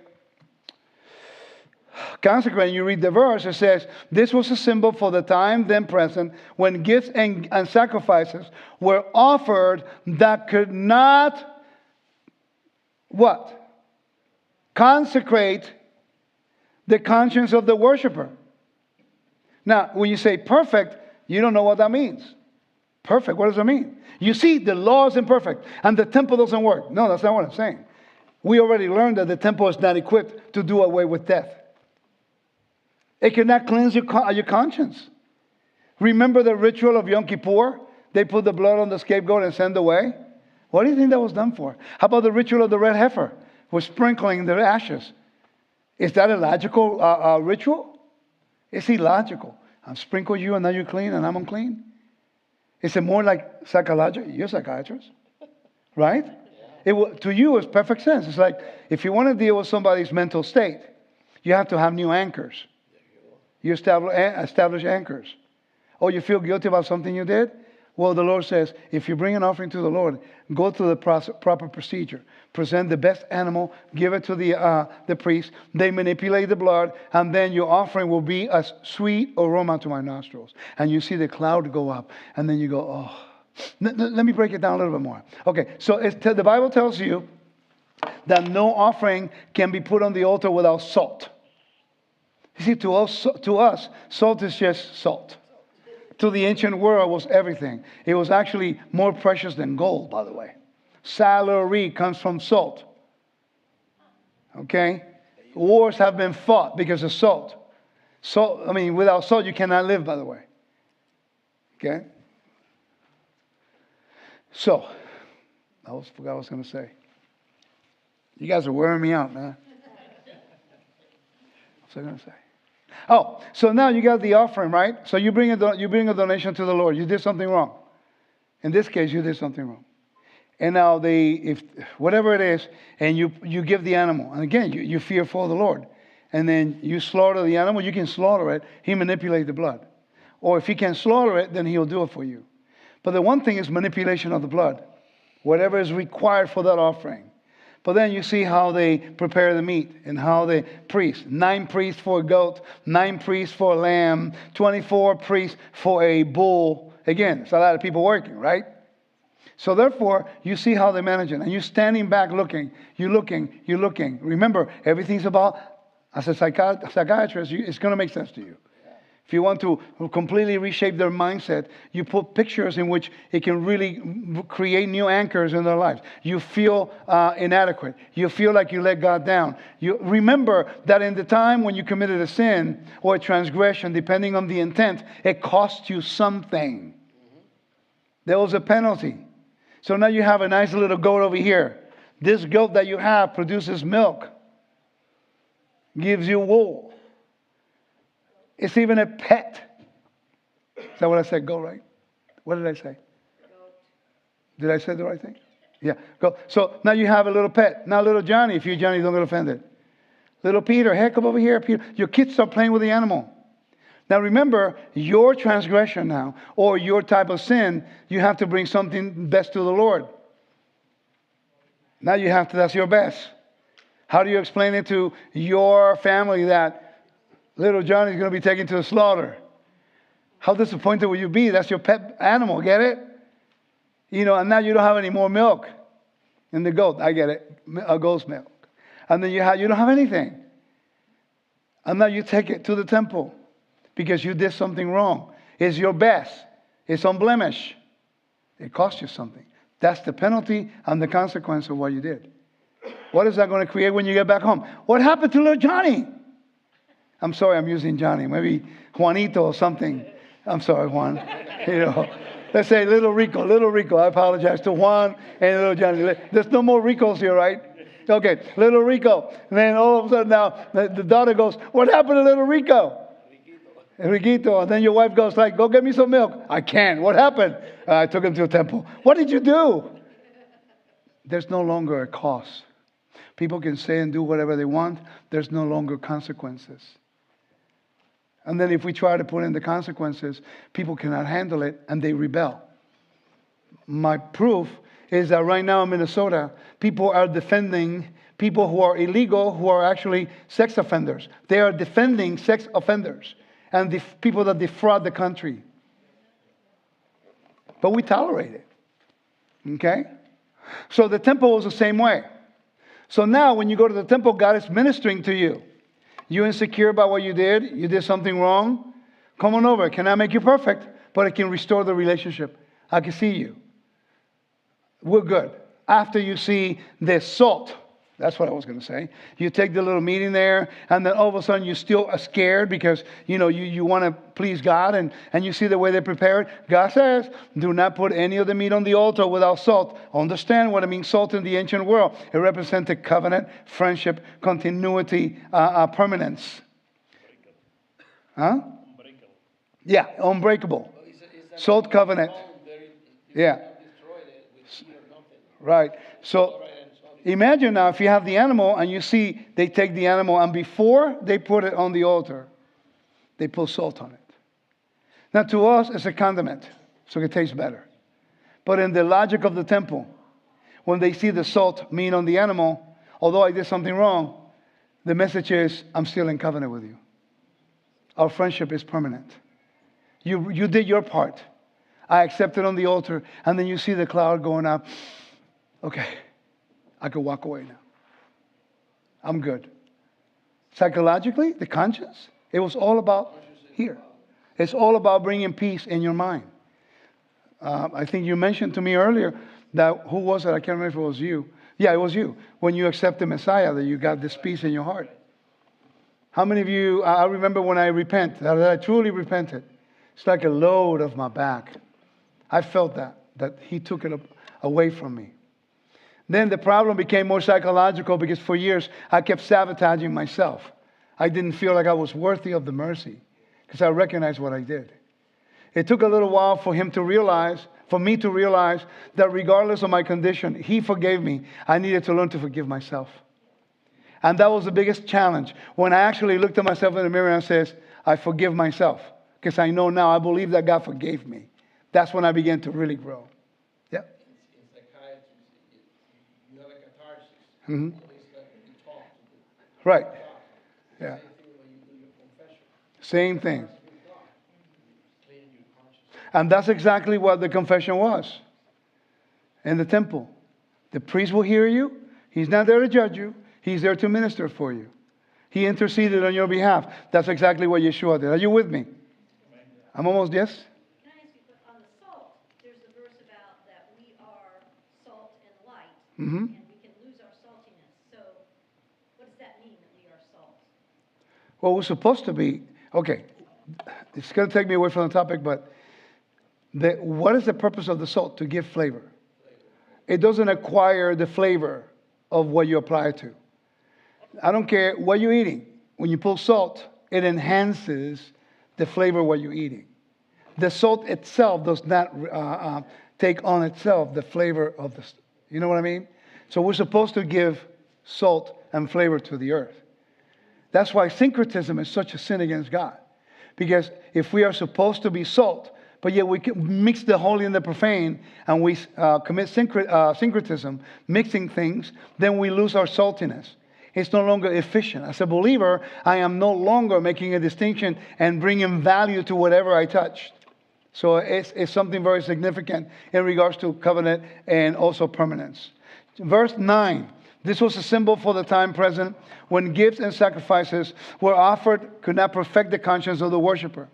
They serve only for matters of food and drink, food and drink,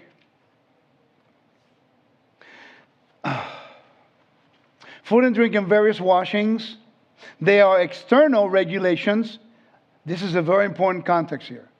Can you read it with me, the last part, right over here, where it says, and various washings. They are external regulations imposed until the new order came. What new order are we talking about? What new order? Into the time of setting things right. Have you ever studied the word chronos and kairos in the Bible? You know what that is? God's timetables. The word there for the time, which one is it? Because this is a different order. This one should be kairos. You see? Kairos. This word right here. If we look it up in the Greek, nope, that's not it. Impose. That's not it either. Reformation. New order. But you see it here in the Greek. Kairos. See, which one is it? Came. That's it. This is the one. Kairos. Have you ever studied that? Chronos, kairos in the Greek. Chronos are the regular time. Kairos is actually a God-specific time.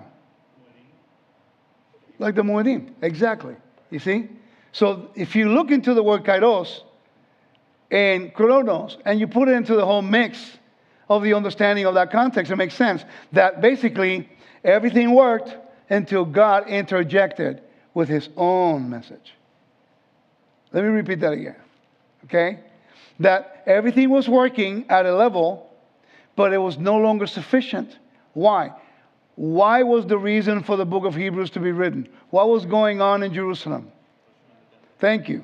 So now God steps in at his proper time to give rendering of a solution for a problem that the Torah cannot. You see, it's kairos. It's not chronos. I know we're getting tired, guys. I promise you I'm going to hurry up, okay? And I appreciate your patience. And I know that I'm probably giving you all kinds of stuff, but hopefully, and I know you can handle it. You know, we're just reading verses. Okay, so now, let me review. The temple can only do what? Eliminate mortality, or just teach you the type and the shadow of how God is still welcoming you into worship? Perfect. Now, verse 11 all the way to verse 28 is going to go through the process that I've been trying to teach you about for the last 2 days. It says, but now, Messiah has come as a high priest of the good things to come. He passed through the greater and more perfect tent, not made with hands, that is not of this creation. And I remind you, the tabernacle in the heavens is the original, and the copy is the one on the earth. Okay? It says, he passed through the greater and more perfect tent, not made with hands, that is not of this creation. And he entered once for all into the most holy place, not with the blood of blood and goats and calves, but his own blood, so that he himself secure eternal redemption. Okay, let's break that down. Once for all. Is Yeshua doing the role of the high priesthood right now? Please pay attention to the question. Is Yeshua doing the role of the high priest right now? Remember, there's function and there's the office. Is Clinton the president? Thank God. But he's still called Mr. President. Right? He's not doing the office, but he has the honorific title because he was the president. Got it? Is Yeshua the high priest in the order of Melchizedek? Yes.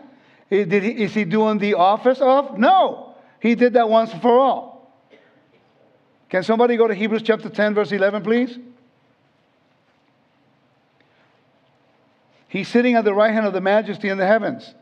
If you read verse 10, 11, and 12 really loud for me, please.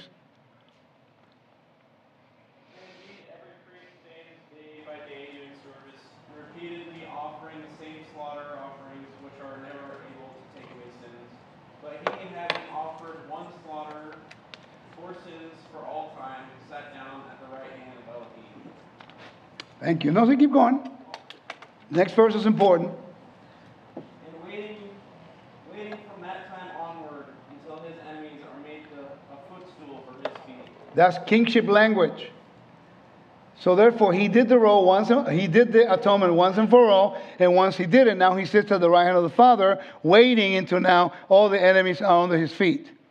He's not going into the Holy of Holies every day. He did that once and for all. Why? Because now death is defeated. He resurrected. Death is defeated. His blood sanctified it, and God accepted it as a ransom, not just for Israel, but all of humanity. That makes sense? Have you ever had Hebrews explained like this before? Okay, I need you guys to learn it. You're going to be quizzed immediately after this. Okay? Let's continue. Verse 12. And he entered once and for all in the most holy place, not by the blood of goats and calves, but by his own blood. So he offered himself to secure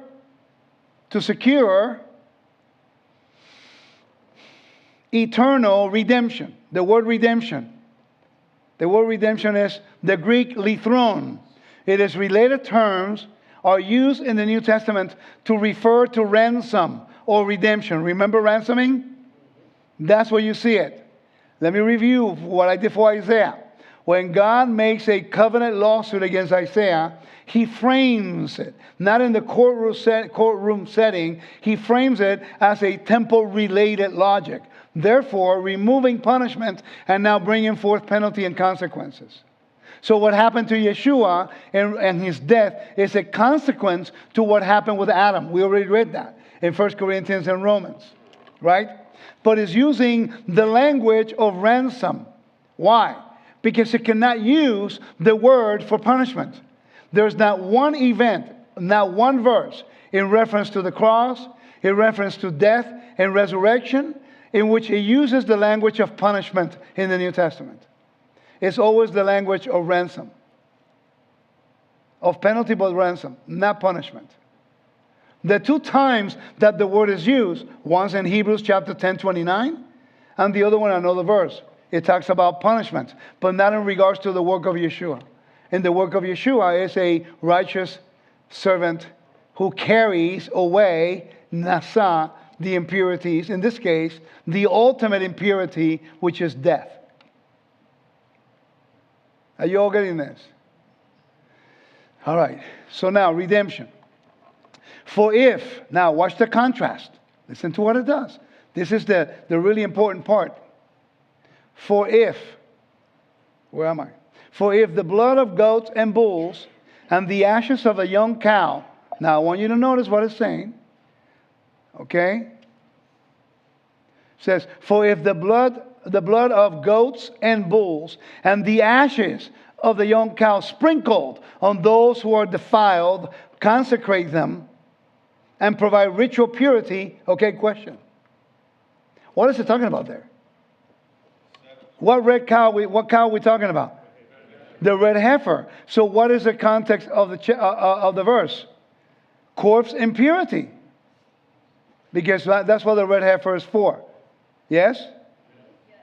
I'm getting a little tired.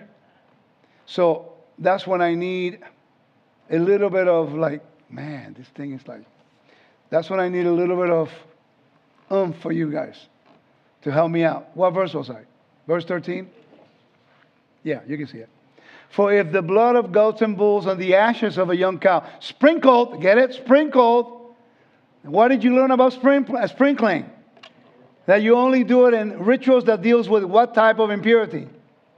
Corpse, thank you. Who said that? You hired.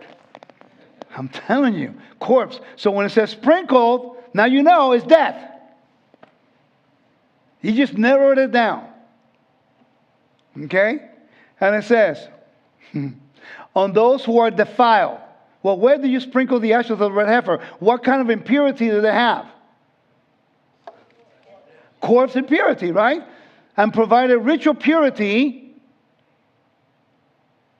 How much more will the blood of Messiah, who through the eternal Spirit offered himself without blemish to purify our conscience from dead works to worship the living God? Look into the contrast. Then verse 15 is key, and I need you to help me read this. Watch.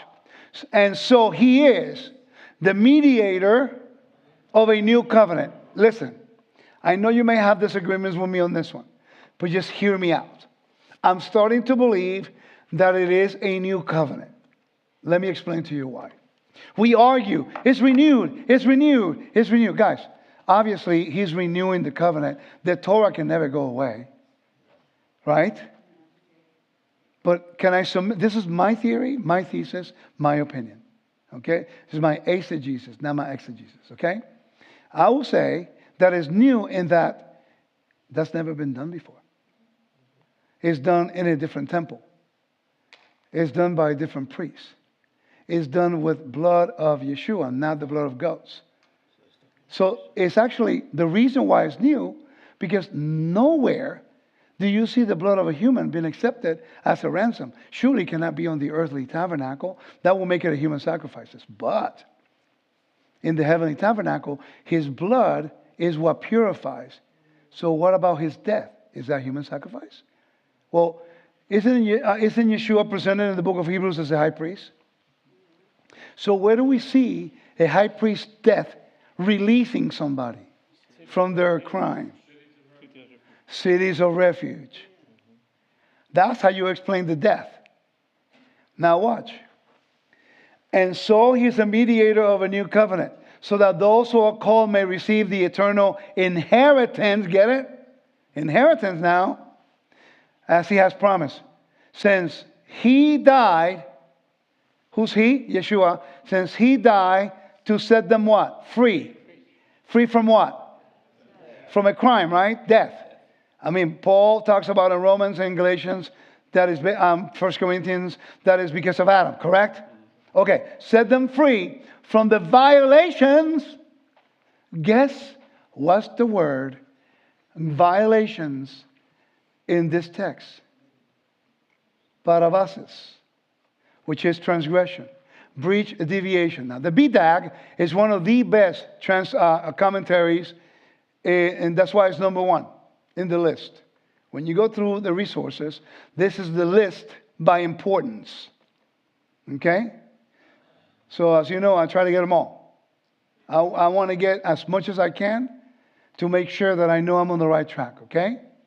So again, I repeat, paravasis, transgression, is found 7 times. We all read all these. Remember that? But we never really quite understood what it meant, correct? So I go into the BDAG, which is the Greek-English lexicon of the New Testament and all the early literature, Christian literature. I want you to notice what it says here. Paravasis, the Greek word, Strabo talks about it. And then it says, act of deviating from an established boundary or norm, overstepping, transgression, right? Now, watch this. You see down here? Do you follow the cursor? Adam's transgression.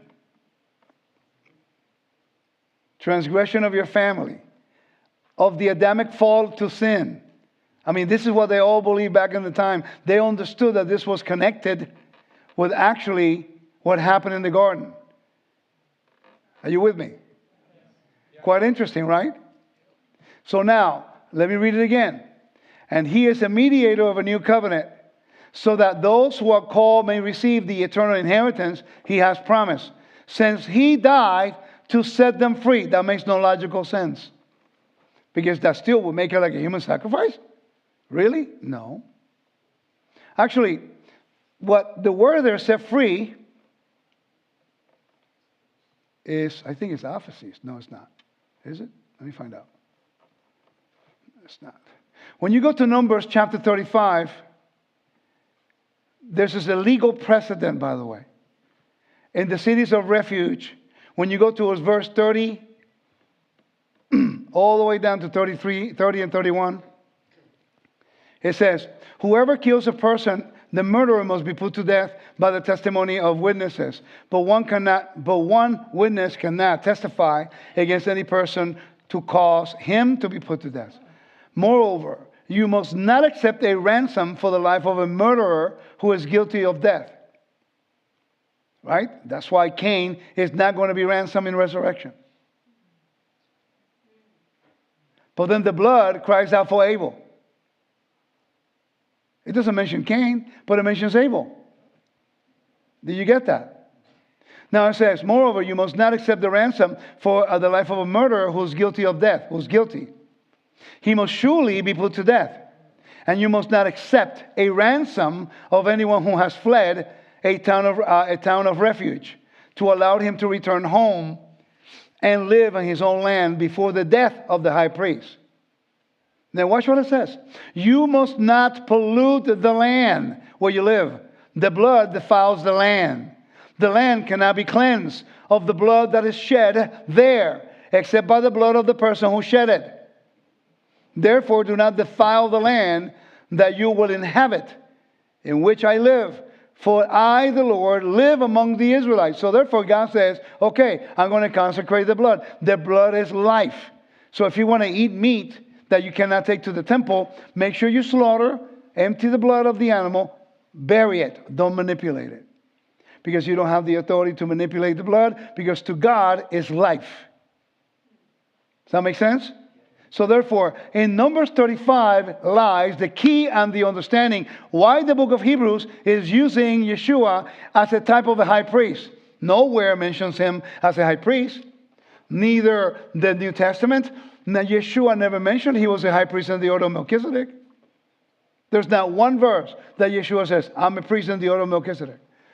Did any of the disciples say anything for 40 years while the temple was standing? No. Only when the temple is about to be destroyed, you have this letter. So therefore, the blood of Yeshua serves as a purifying factor for death to be ransomed for. But his death had to represent something other than a human sacrifice, right? Well, if you mention him as a high priest, it's only logical that his death now can free you from an accusation. Remember that we are all guilty, but you didn't do anything. Where are the witnesses against you? It's only one. The enemy is the only one who keeps accusing you. Who's the accuser of the brethren? It's only one. And the Torah states that no one can put you to death on the witness of one. Come on, guys. This is important. So legal things that we need to learn. So what does resurrection represent then? So when you represent, and you resurrect, you resurrect, you resurrect, you resurrect, and we all resurrect. Now we are witnesses against who? The one who accused us. And now he has been able to send to eternal damnation, how the people call it, or the lake of fire, whatever you want to call it, because we have all those people resurrecting saying, he did it. He's the one. Get it? Now there are legal grounds for him to be judged. Doing it the proper procedure. It's taking me all that time for someone to go, yeah. That's exactly. See, now it makes sense. So the book of Hebrews is saying, so let me ask you a question. So we have to find the word refuge for this to be legit, right? So I began to look for the word refuge in the New Testament. And guess where you think I found it? In 2 places. I promise you, I'll be done on time, Mike. I promise. Got a bad reputation with Mike already. Chapter 6, verse 18. When we read chapter 6, let me read from verse 16. For people swear by something greater than themselves. The oath serves as a confirmation to end all dispute. In the same way, God wanted to demonstrate more clearly to the heirs of the promise that his purpose was unchangeable, so that he intervened with an oath, so that we who have found refuge in him may find strong encouragement to hold fast to the hope set before us through to unchangeable things, since it is impossible for God to lie. What is the hope? Have you ever done research on the word hope in the Bible? The word hope is always connected to resurrection. So it's interesting that you have the word refuge. Surely this word is found everywhere in the Bible. So we think. No, it's only found twice, I think. Once in Acts 14:6, they became aware of it and they fled. So basically it's used in a different context. But then taking refuge is only found in the book of Hebrews, which follows along the logic of the cities of refuge. So what a coincidence, right? That the word refuge only appears twice, and in the book of Hebrews is in reference to the work of Yeshua. Come on, tell me you get this. You see how we're connecting everything? So therefore you have to explain how Yeshua is not a human sacrifice. Well, the Bible gives you the clue. He is presented as a high priest. And there's already a standard that a high priest, when he dies, it becomes a ransom. Yeshua says, I did not come to be served. I came to serve and be a ransom for many. Now, when he dies, that sets us free. His blood ratifies the covenant.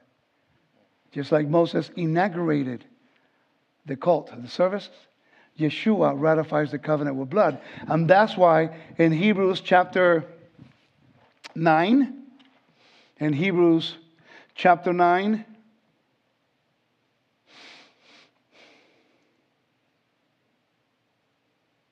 man, you guys are so quiet. That's strange.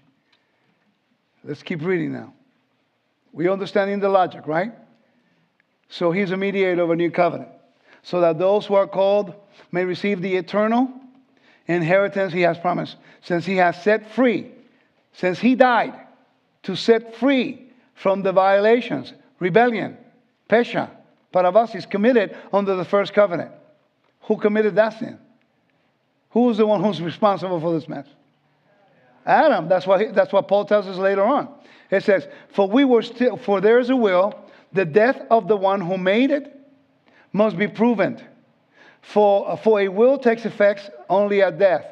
In the Roman Empire, and I think he's alluding to something in the Roman Empire. In the Roman Empire, when an owner of a slave, he can put in his will or covenant, whatever it was, to set free a slave at the time of his death, by the way. Did you know that's a law in Roman law? No? Yes? Okay. So, since it carries no force while no one who made it is alive.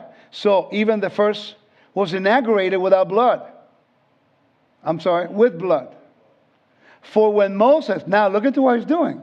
Now he is pointing to Exodus 24, not Leviticus 16. He already talked about that in the previous earlier part of the verse, of the chapter.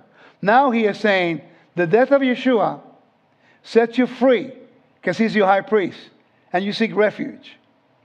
Now his blood is going to be the ratifying factor, because life is in the blood. Right, so now that completely eliminates penal substitution, human sacrifice, and puts it in the frame of the temple, which is legal by nature and established by God. Okay, am I doing a decent job presenting this? You're going to be helping me, by the way, guys. This is going to be part of my thesis for my doctorate. So I'm basically teaching what I'm going to be writing. So I need to make sure that I'm on point. I got to make sure that I'm covering all my bases. You have no idea how significant this is for me. If this lines up, I think that people can probably be stronger in their faith among us.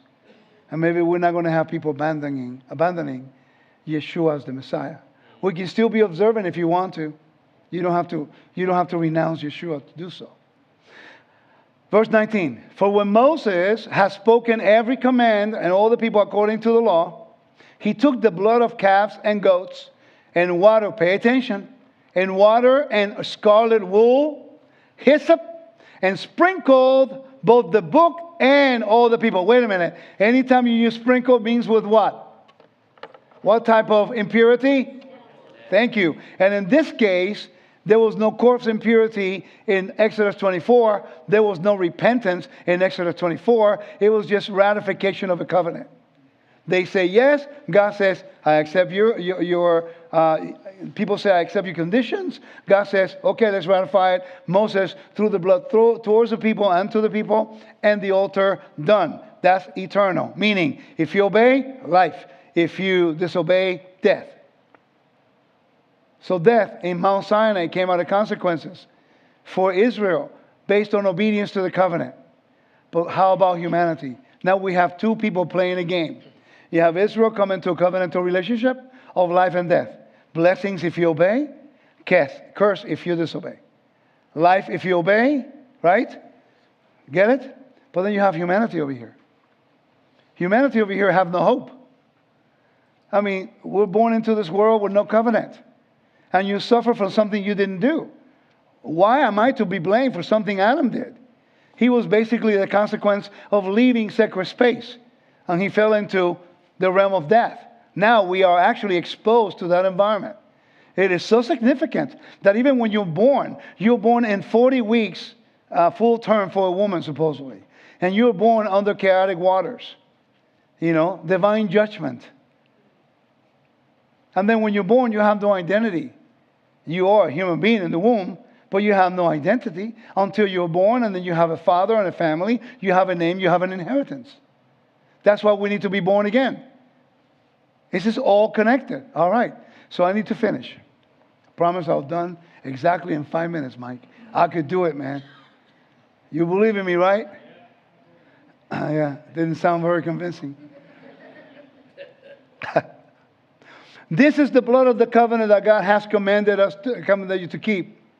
Right? And both the tabernacle and all the utensils to worship, he likewise sprinkled with blood. Indeed, says, indeed, according to the law, almost everything was purified with blood. And without the shedding of the blood, there is no forgiveness. The Greek word is aphesis. Okay? So it was necessary for the sketches of the things in heaven to be purified with these offerings. But the heavenly things themselves required better offering than this. For Messiah did not enter a sanctuary made with hands, the representation of the true tabernacle. That tells you that the earthly tabernacle was actually a micro of the macro. It was God's way of showing you what he eventually wanted to do all along. But Messiah did not enter a sanctuary made by hands, the representation of the true tabernacle, but unto heaven itself. And he appears now in God's presence for us. I thought we can go into the Holy of Holies. Enter the Holy of Holies. I hate to destroy your theology, guys, but that song is wrong in theology. It doesn't line up. He entered for us. And he did not enter to offer himself again and again, the way a high priest enters the sanctuary year after year with blood not of his own. For then he would have had to suffer again and again since the foundation of the world. But now he has appeared once for all at the consummation of the ages. Kairos. At the proper time. Why the proper time? Because the temple is going to be destroyed. That's hope. It says consummation of the age to put away sin by his sacrifice. What sin are we dealing with here? Death. And which is the one that causes that type of sin? Willful rebellion. Pesha. That there was no individual offering from. Is it coming together? Yes. In the beginning, it's like, what are you talking about, dude? There's so many terms and all this stuff. Watch. Now he's going to be alluding to Isaiah 53. Watch this. Verse 27. And just as people are appointed to die once and then face judgment, so also after Messiah was offered once to what? What do you think that word is? Bear. To bear is actually the equivalent to the word nasa. To bear the sins of many. It's actually alluding to Isaiah 53:12. To those who eagerly await him, he will appear second time, not to bear sin, but to bring salvation. Salvation from what? Thank you. Not salvation from death, from hell, from death, because he was given the gates of Hades. I want to have one more thing. This one right here, bear. I got 1 minute. Anaphero.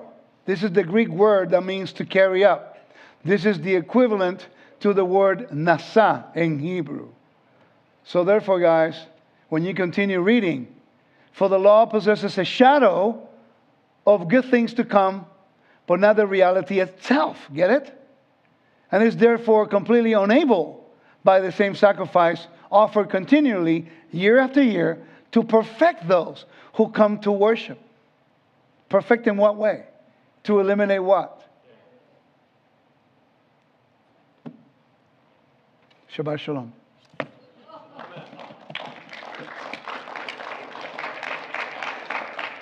I pray that today was edifying to you. I know we covered a lot of information. And again, young people, thank you, man. I'm really grateful that you stayed. I actually feel honored that you guys will spend the time to hear me. Hopefully it'll make sense, okay? And if you learn this, I know you will be quite popular in school. Because you're going to have some pretty interesting debates with your buddies who are always going to tell you the Torah's done away with and the temple's no longer relevant. And you'll be able to prove biblically how Yeshua is the Messiah and how those things that you are here on a Saturday instead of hanging out at a football game. And sometimes you feel like you're missing out. You have no idea how much you're gaining. But I need you to know that you're worth our time and that you're definitely worth my time. And I'm grateful for the opportunity. Mike, I think he has a question, right? Are we doing questions now? I was just going to ask you. Go ahead. And he took captivity captive? Is it at that point? Yeah, because captivity will represent death, right? Yeah. Uh-huh. That's what he said. Yes. That he took captivity captive. That was what I was going to say. There's another question over here. So in Hebrews 3:16-17, is that verbiage, Hebrew what? the 3:16-17, is that verbiage the proof that one covenant does not do away with another covenant? You mean Galatians? Oh, I thought it was in Hebrews, so maybe it is Galatians. Yeah, one covenant cannot do away with the other one. Now remember, the covenant on Mount Sinai is a different purpose than the one from Genesis 15. Genesis 15 is about the inheritance and descendants, and also it's a unilateral covenant because God walked between the pieces and Abraham didn't. Okay? So therefore, that means that God will carry the responsibility of both sides. However, on Mount Sinai, it was bilateral. God offered, they accepted. Okay, so therefore, they bear the responsibility, and also they continue to suffer the penalties if they are unfaithful to it. And one more question. When you were talking about the Israelites at Mount Sinai, wasn't it a mixed multitude? So there were more than just Israelites that the blood was being sprinkled on, wasn't it? Well, yeah, but they were called the mixed multitude. They were called the Erev Rav. Those people were the ones who enticed Israel to worship the golden calf. If you look it up in the Hebrew, it says Erev Rav. They're the Jews that are not. They're actually the ones that are there that they're creating havoc. And you see that throughout the Old Testament. A few times they're called that. And every time they say the mixed multitude, it's the Erev Rav creating problems. Okay, you have a question one? Get the mic, please. It can be that it's a new covenant because it's a new mediator. Repeat that again. It can be that it's a new covenant because we have a new mediator. Well, I mean, yes and no. I think, anybody has a question? Yeah, a young man over here, please. It's a new covenant, in my opinion, because it's done differently for a different purpose in a different location. Remember, new in the sense that there's never been anything done like that. But it uses the same temple logic. It's not departing from the temple logic. So it means, blood means life. It's just that you have to have a new geography for that blood to be purifying. That's just the importance of understanding that the tabernacle in the earth is a copy of the heavenly. That's a really important detail in Exodus 25 that we're going to be reading pretty soon. So, right. So if you have the earthly tabernacle as a copy, right? So then what the book of Hebrews is saying, oh, he went into the heavenly tabernacle, not made by hands. In other words, the one in the heavens is ordained before the one on the earth because the one on the earth is a copy of that one. So that tells you that the work on the earth was a type and shadow of what the heavenly wanted to accomplish. Does that make sense? But you needed a priest, and Yeshua could not be a priest on the earth. Now he is made a priest of a king, righteousness, king of righteousness. And therefore now his priesthood has a purpose, that in his dying it sets free. So there's not a human sacrifice. Okay? Go ahead, brother. You brought up the term city of refuge, and I don't know if you went into what that actually means, but I kind of missed it if you did. I don't really know what that means. Okay, city of refuge. In Numbers 35, there's a commandment when somebody commits involuntary manslaughter. Somebody kills someone. The intent is what sets you apart. If you're willfully, rebelliously trying to kill someone, that's murder. That's premeditated. Normally the penalty is death, right? But sometimes someone kills someone by accident. There's self-defense, you know? I mean, I carry all the time. You know, I carry at home and I carry knives. You can get to choose your poison. I can shoot you, I can cut you, I can choke you. You choose, okay? And I'm not going to apologize to do that either. Thanks. I'm sorry, I got to defend my life. People are crazy nowadays. Okay? So what's interesting is, in the Bible, it's the intent. Now, if I fight with somebody, God forbid, and I can submit the person, and once I submit him, I grab him by the head, get my knife, and cut his throat, that's premeditation. Or if I have a gun, and the guy's running away from me, he gives me his back, he's not a threat anymore. Now, the intent, I was defending myself, my fear led me to react the wrong way. So therefore, now I'm held to a higher accountability because the guy was running away from me. Now, if he's attacking me, right, with intent to make me harm, or a third person, a car trying to run you over, I could shoot that person to defend you. And I'm not liable for murder. It's just self-defense. So therefore, in the Bible, when somebody committed a crime in the sense of killing somebody, then they have to weigh out the intent. Was it murder or was it involuntary manslaughter? So you have the witnesses. If you don't have witnesses, then they put you in the city of refuge. Because you have the kinsman redeemer or the blood avenger, a family member, that according to the Torah, it was legal to avenge the blood because the life is in the blood, right? So therefore, you have to stay in a city. That city, it was a city of refuge. Now, that city, as long as the high priest is there, then you're safe. The avenger of the blood cannot go in there and kill you. He's not supposed to. But if you decide to leave that city because you just want to go party somewhere and he sees you, he can kill you and he's not guilty. So now, it's interesting that we are grafted into the tree, right? We are part of the Commonwealth of Israel, correct? It's interesting that the cities of Jerusalem are holy. Therefore, we are literally welcome into the city of refuge by becoming part of the kingdom of Israel. He is our king. The Lord is our king. We have a high priest who never dies. Get it? As long as he's alive, the enemy cannot kill us. We are secure forever. We are secure forever. Oh man, that was a perfect place to shout, to scream, to dance. Say hallelujah. You need to be Pentecostals for 1 second. Did that make sense?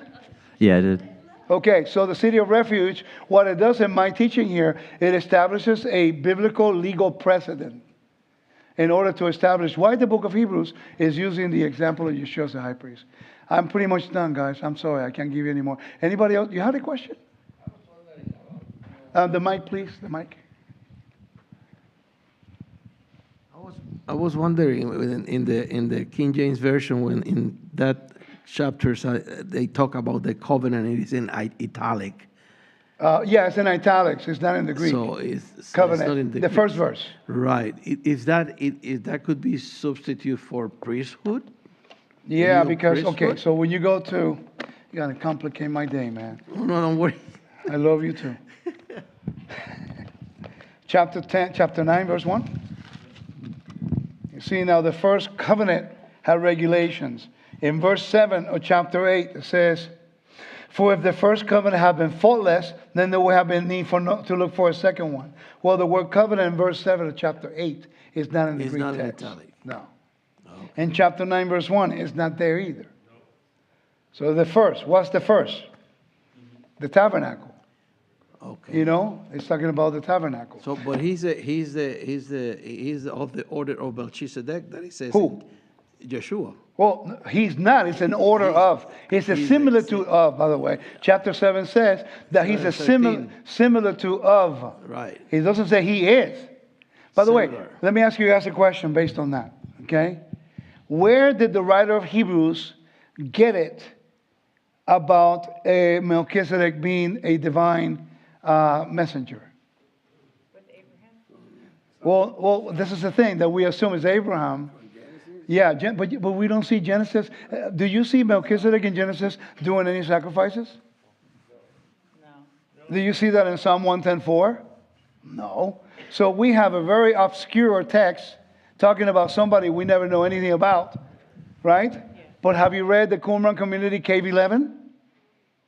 Have you ever read Cave 11 of the Qumran scrolls, the Melchizedek scroll? It says, and this is interesting, I don't have time, we're not out of time, but it says, look it up. It says that a divine being will come, sent by God, to preach righteousness, to set free those that by the fear of death. Okay, you know what the name of it says to destroy Belial. Belial is another name for the devil. It's almost verbatim, the Hebrews chapter 2, verse 14 and 15. So I believe that the writer of the Hebrews, by the way, the Qumran community wrote that stuff 200 years, 150 years before Yeshua. So that means that they knew during the first century that there was a belief that God will send a divine being who will be a messenger, who will come in the order of Melchizedek, right? To release them with righteousness. And you know which verses they quoted? Isaiah 52, verse 8. Isaiah 61, verse 1 and 2. What was the first thing Yeshua quoted when he went to the synagogue? He read from the book of Isaiah. The Spirit of the Lord is upon me. He has anointed me to bring good news, to release captives, to break the bonds of those. Guys, that's a message of freedom. Except that freedom from what? From death. Judas Iscariot did not understand that. Come on up, Mike. Judas Iscariot did not understand that. Judas Iscariot thought that Yeshua was going to deliver them from Roman power, when in fact, Yeshua was going to deliver them from death. Is Yeshua the one who annulled death, or was the Father through the work of Yeshua? The Father through the work of Yeshua. So now let me throw the 1,044, whatever, 144,000 little question. You're not going to like me. So who's the one that saves? Who's the one that resurrected Yeshua? The Father. Who has the power of salvation? Yeshua, or God gave it to him after resurrection? Perfect. So therefore now we understand a hierarchy. We understand order of a kingdom. Yeshua works because God gave him the authority and the power. After resurrection, then God gave him all honor and all the authority to be king on the earth. It's exactly Daniel chapter 7:13. How do I know? The book of Revelation says that he will come riding on the clouds of heaven. Yeshua said it in Matthew. Surely you said, well, you see the Son of Man, Ben Adam, riding in the clouds of heaven. Guys, that's an enthronement ceremony. And that's why they got mad at him.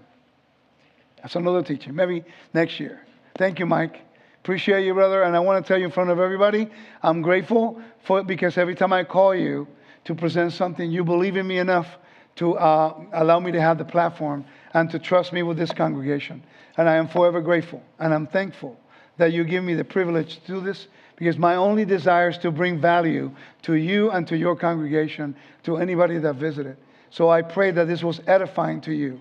And if it's not, please, consider validating the information. But look into it, share it. Consider going into my website, wisdomintorah.com. I'm taking a tour to Israel in November. Mike and his wife has been with me. You've been with me, so you know. Let them know how amazing it is. Amazing. Thank you. You've been with me like what, 3 times? Oh, twice. Twice. And maybe it will change your life. Give me the opportunity to show you the land of the King. Amen? God bless you guys. I'm honored that you came and you stayed all day. I'm grateful, and I look forward to see you next time.